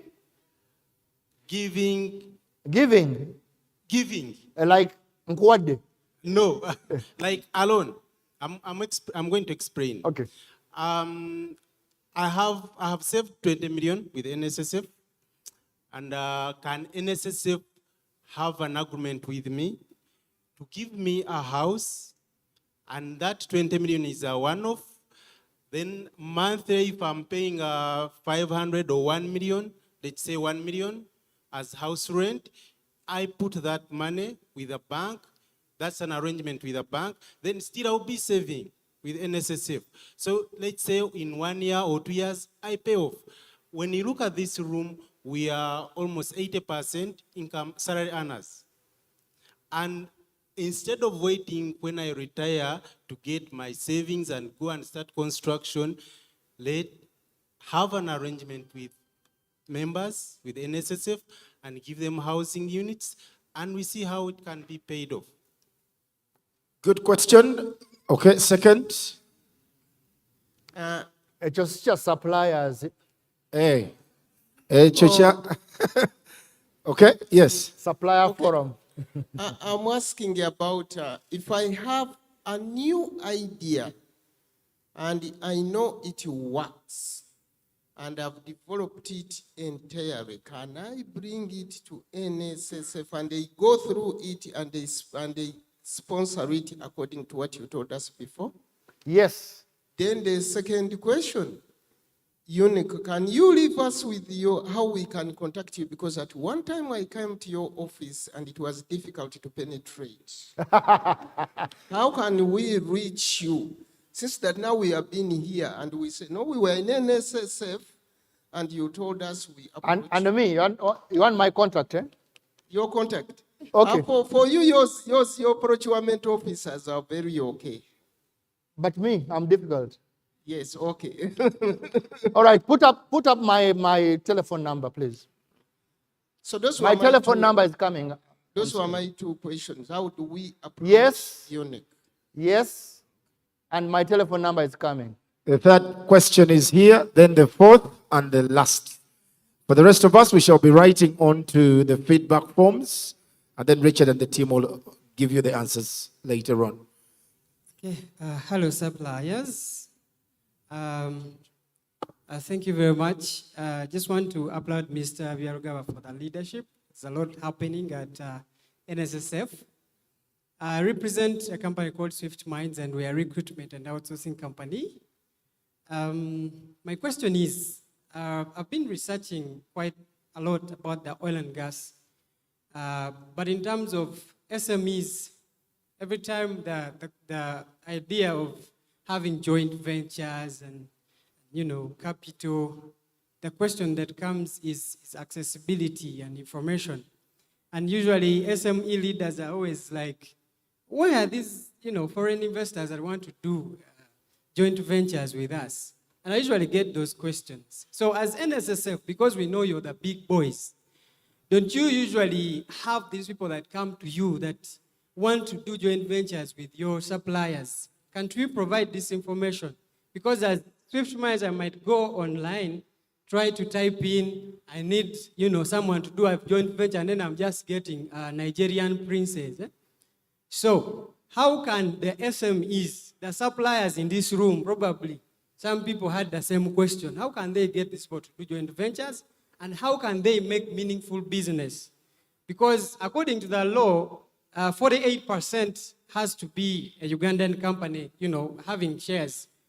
But, we also don't know what happens back doors. Sometimes these guys come, they have a lot of money, they will tell you, yours is 20%. And because you want to do business, so how is the quality control also if someone gets one? Thank you very much. Second last here. That was for UNOC. And not us. And someone says, can we get your email? I'm just sending this across. My email? Or my email? Yes. Yeah. They're all coming. Email, telephone number, office number, what I had for dinner, what I'm having for lunch today. Good afternoon, ladies and gentlemen. Good afternoon, ladies and gentlemen. Good afternoon. My name is Midraj Koire. I'm representing the motor industry. Motor industry.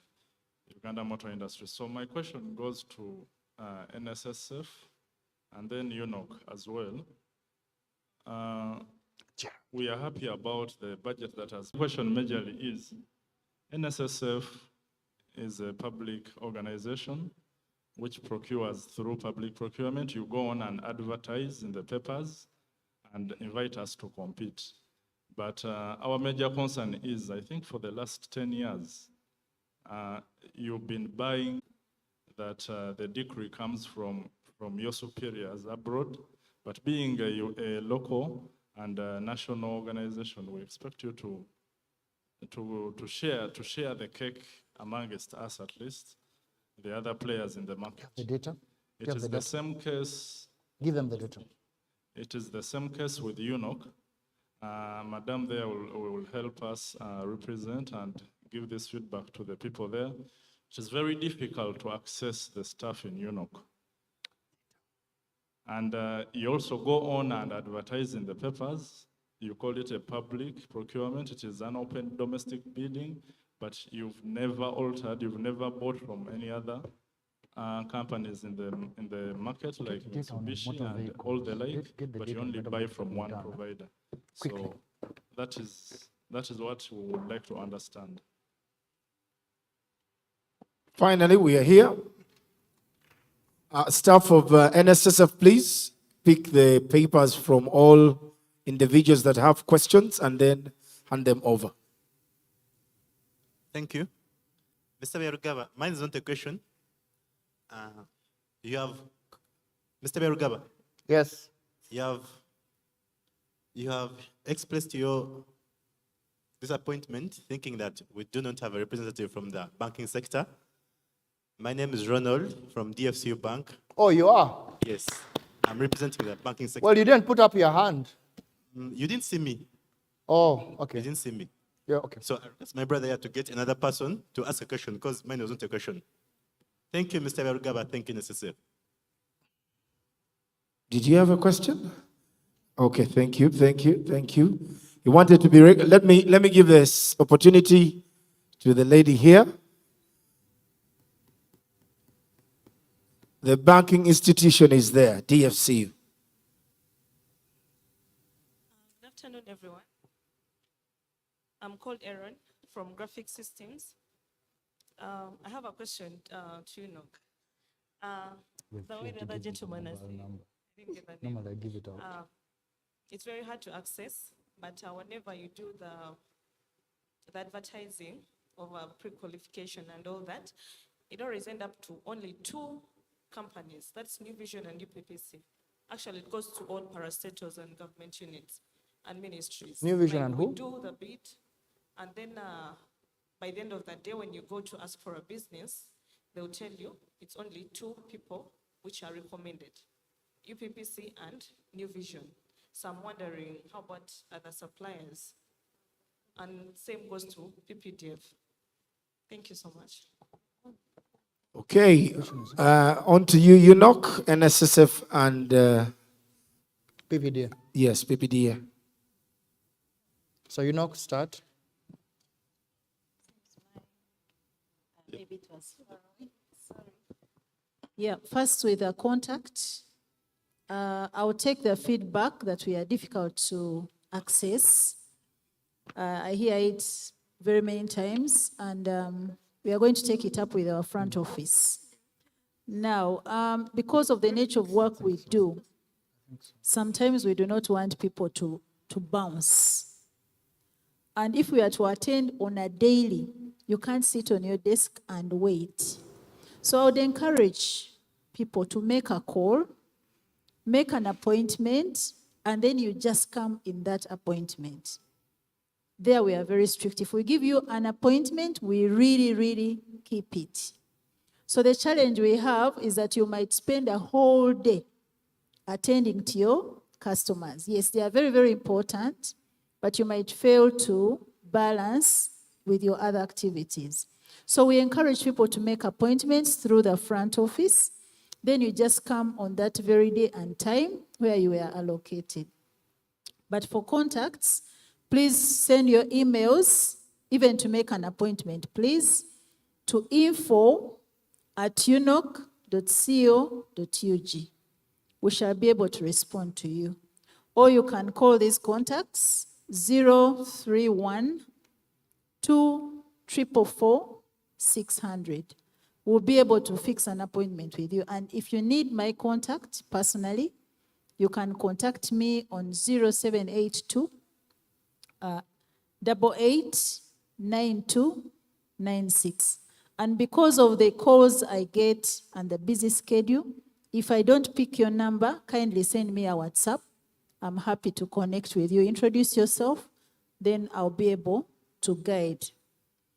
Now, regarding the use of public procurement, advertising, and using just 1 or 2 providers, maybe for vehicles or printing services, for as long as you're pre-qualified, we all know that it's a competition.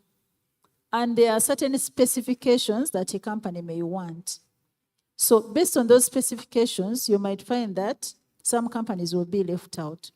But pre-qualification, they pre-qualify everyone, but you must meet the specifications. So in the absence of specifications, in terms of competition of pricing, previous experience and quality of work, there's some kind of evaluation that happens. So you find suppliers miss out. What is important that I would encourage you to do, find out why you didn't get a certain contract. And you see whether you missed something, instead of thinking there is preferential treatment, just find out why and you'll get an explanation. Thank you. We shall share this, Richard. Gerard, someone says before you submit, I should pass through this question, that what do you mean by local companies? Do you refer to national directors who are Ugandans, or any company registered in Uganda, even though the directors are non-Ugandans? That question is good for PPDA. I know PPDA, it, but I think guess. she will answer it much better than me.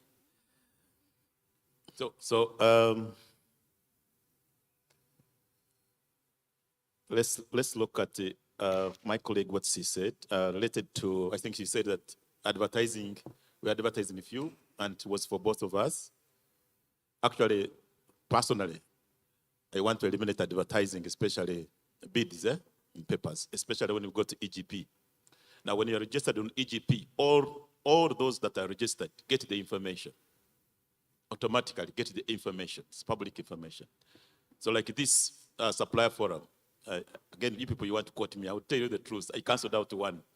I said, let's just advertise in one paper because the information would be quickly spread through social media and other means. So, in other words, if you're in that environment, if you're in that space of advertisement, your future, you need to go back and look at the strategy. And that's what Richard talked about. It is digitalization now. Yeah? If you are still in print media, you need to rethink. There is no future. We are going digital. Okay? So, but for NSSF, we do business with many print companies, including New Vision, Monitor, Red Paper, a smart card. We've been all over. I mean, we have been putting it in many of those areas. But there is no future. I can be honest to you. There's no future. So you need to rethink. Okay? To Haire, you said motor vehicles that we buy specific brand. I think it's not true. And I'm giving you a simple inventory. The car I drive is called TXL Toyota Land Cruiser. It's a Toyota vehicle, right? My boss, Richard, drives a Jeep. And and the corporation secretary drives a Mitsubishi and newly bought. All of these are bought recent. And then it is in the field areas where we have too many Fords. Okay, we have quite a number of Ford cars for upcountry environments because I think they are tropicalized and they are good for that environment. So in the case, and we've been having actually too much Nissan vehicles, especially for field areas. It is competitive environment. Whoever gives us the best bid takes wins. So if you doubt that inventory, please check with me. But it is absolutely correct, right? So we mix the brands depending on the usage and where to deploy them. And then I think this was for Richard. You would answer this better. Which one? Whether NSSF can help farms to do joint venture, connecting. That we know many. We have a database of many companies, and that if you came and proposed some solution, we could refer you to a farm, to a farm that you can do a joint venture with. We have issues. I think we have quite a bit of issues because we've not done enough due diligence on each individual farm. So making such a reference is quite tricky for us. There are trust issues for you to make a joint venture or a partnership with such a company. But let me leave it to Richard if he could make any other supplementary information. But for us, I think it is beyond our mandate. I can be honest to you that we can recommend farms where you can do joint venture with. It's a little bit tricky for us based on trust issues, and we don't have enough data about each farm that we have on our database in terms of capacity, competency, and trustworthiness. So it would be hard for us to take up that risk. Richard, do you have any other complementary information? Yes, there was a question by somebody on housing, which unfortunately has nothing to do with the supplier forum. But I will give you my thoughts. My thoughts are that the houses that NSF currently builds are very expensive. And the reason I went on around how can we bring our unit costs down is what I emphasized with suppliers. That solution can't come from us. It has to come from suppliers. Because suppliers, when we put out a tender that we want 500 houses in Temangalo, as we did recently, the supplier has to give us a price which eventually is part of the cost and therefore is part of the price that we send out to the member when the house is completed. Now, I can tell you that the challenge NSSF has had with the price of houses is based on the fact that our land is very expensive. For whatever reason it is, every single time we want to buy land, the sellers up their price because they know we have money, we can afford it. The second thing is that much of the places where we go to build, there's no infrastructure.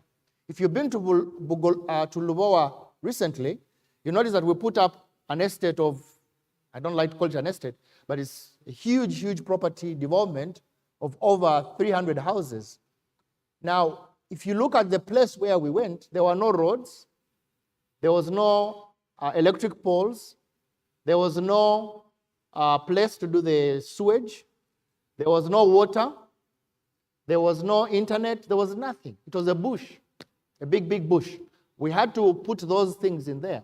Now, the people who buy those houses will have to pay for it. We can't just do the infrastructure and not put it in the price. Because at the end of the day, we don't get this from government or we don't get it from any other agency for free. Therefore, if we are to make money on these properties, we've got to put that price in there.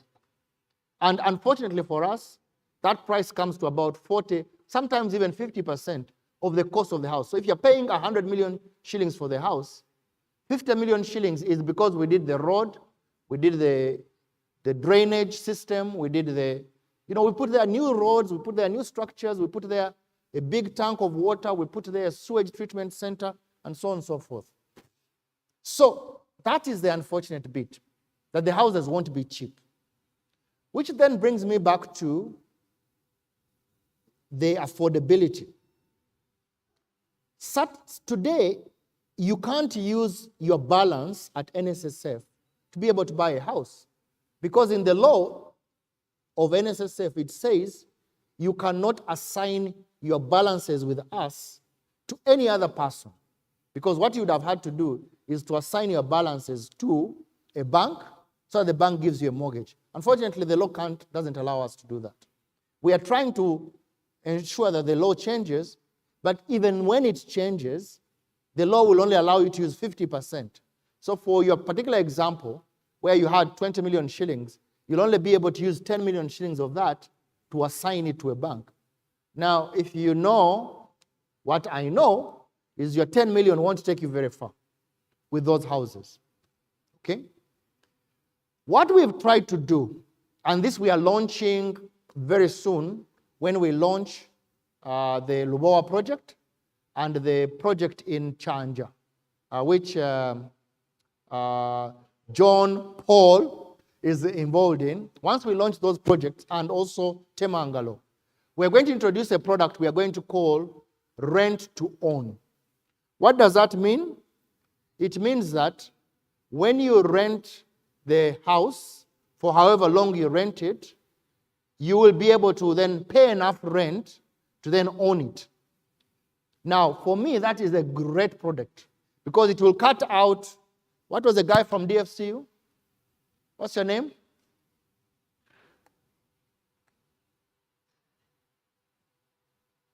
My name is Ronald.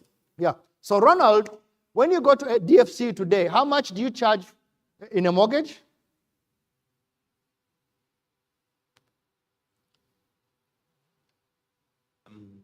What is the rate you charge on a mortgage?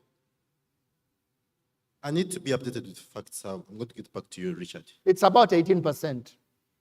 Well, it varies, but Yes. I wanted to. The best is to about guess. 18, not so? Thank you, Richard. Okay, so 18%. On top of that, Ronald will take a commitment fee, an arrangement fee, a breathing fee, going to the bank fee, call me fee. Okay, I'm exaggerating, but there's a fee for that. Now, you can imagine if we succeed in giving you a rent to buy or rent to own product, you won't pay that arrangement fee, you won't pay that 18%, you won't pay all those things that the banks ask you for. We will be able to do that due diligence on you because you're our member, you've been putting money with us for a long time, so we don't need to really do a lot of due diligence on you. And in any case, you'll be staying in the property. If you fail to pay, we'll ask you to leave and we'll get back our property and maybe refund you your money or whatever it is. So I believe that that product is very good and it will help us on the members who can afford to rent. As I said, it's afford because those houses aren't cheap. They are not cheap because of the infrastructure. So yes, we are going to introduce that product. However, the product of assigning your money to the bank, we can't currently do because of the law. So we are aligned to you on that. There was a question to do with what? Innovation. We totally, in fact, our High Innovator program allows you to bring ideas to us. Allows you to bring ideas to us. So please go on our website and log in there. That will help you to come up with the idea. And we actually pay you if you come up with a brilliant idea which you're going to implement. Because you'll be in it, as I said. And we also have $30,000 which we pay to your company as a startup for you to be able to pilot that program so that if it is a good product or a good idea to the market, then we can then take you to, I think, Stanbic Bank and Equity Bank and maybe Uganda Development Bank, if my memory serves me right, where you can get money to upscale your product. But guys, let me tell you the truth. The truth of the matter is, we don't have very many serious Ugandans. We don't. There are very few people who will hang in there, right? Because we just give up easily. The number, I think, is about 90% of companies that start fail in the first year or second year.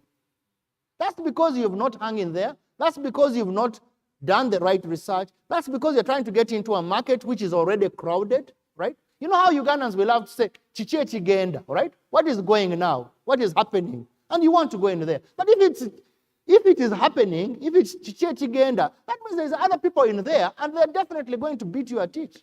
You just can't come in and take over the market.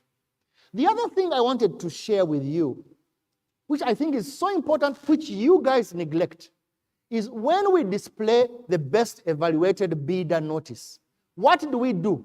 We put there the guy that is the best. But there are like 6, 7, 8 guys who have not got the deal, right? And we put there the reason for it.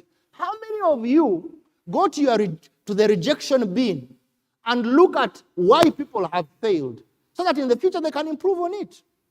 Okay? How many do that?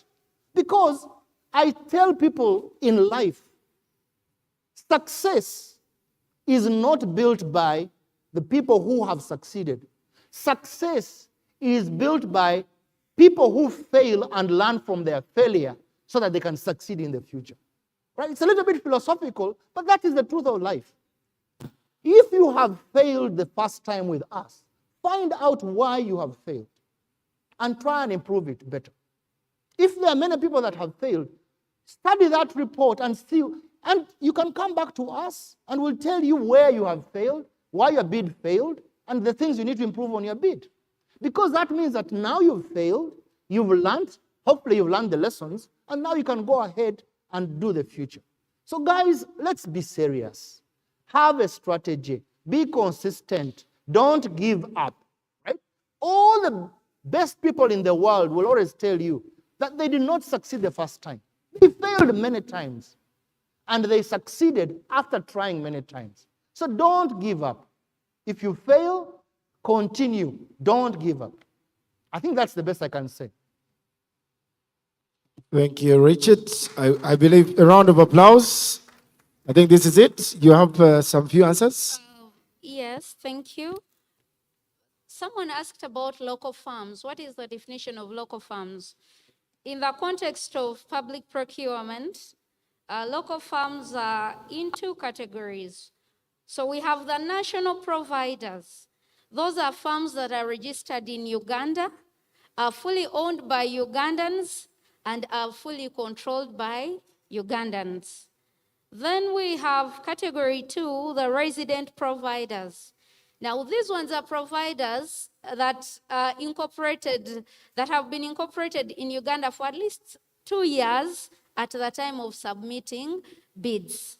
But resident providers are not the same as national providers, whereas the national providers must be Ugandans, fully owned and fully controlled by Ugandans.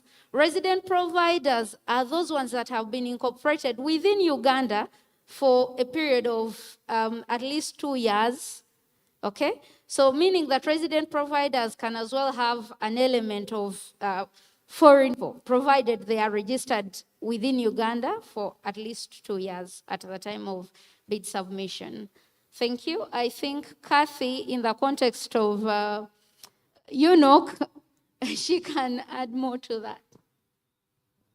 Thank you. Further to that, according to the national content regulations, because of issues of experience, capacity, and the need to attract more farms in country to build the capacity of the locals, the national content regulations provide for any farm that is registered locally to be a Ugandan farm, incidentally.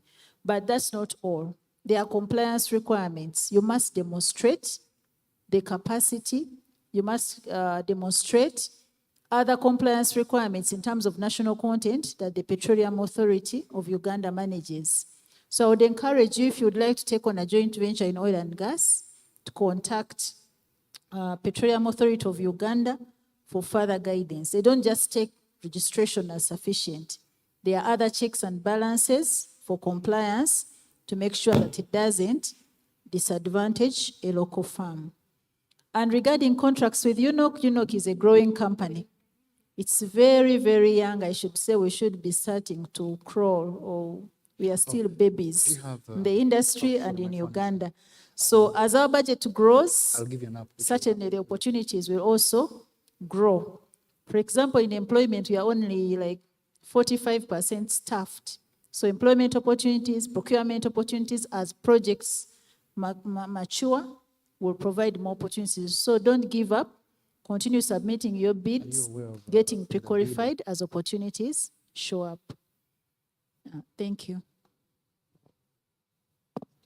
A big round of applause to NSSF for organizing the 6th Suppliers Forum. And another big round of applause to Richard, PPDA, UNOC, and of course, Jared and the team. I'm sure they have their names. Please Yes, mention yes. their names. Don't just say PPDA. Yes, colleagues that have. She has a name. Madam, to be. Mercy. Kathy, yes. Mercy. Mercy. Catherine. Kathy. Jared, Richard. Yes. Round of applause, ladies and gentlemen. We can stand as people are giving us another round of applause. Thank you so much for the answers. Before we close, Richard, would you want to give a closing remark? Yes. Next year, when we have one of these, I want your senior people to come. All right? I know junior people are great, but I want your senior people to come, because you can see we are talking about the business we are going to do with us. And you, the senior people, make those decisions. So let's get, Gerald, let's get the senior people in. Let's make it shorter, because I know the senior people don't want a lot of time. Let's focus on the things we need to do. But guys, we want to do business with you. We want the local companies to do business with us, but you've got to up your game, and please learn from your failure. That's really the best advice I can give to you. Thank you. Thank you, Richard. Finally, we have the registration forms. Please make sure you register For the rest of us that have registered on the link, thank you very much. We have our coupons. We are going down to Kazinga Hall for our lunch. Make sure you have your coupon. Yes, please. Thank you, Minister of Finance, as well. You've done well among it. Yeah, God bless you. For the rest of you, thank you for participating. Our members that are online, thank you for participating. YouTube, Twitter, thank you for being online. Until we meet next year, it's always NSSF, a better life. God bless you.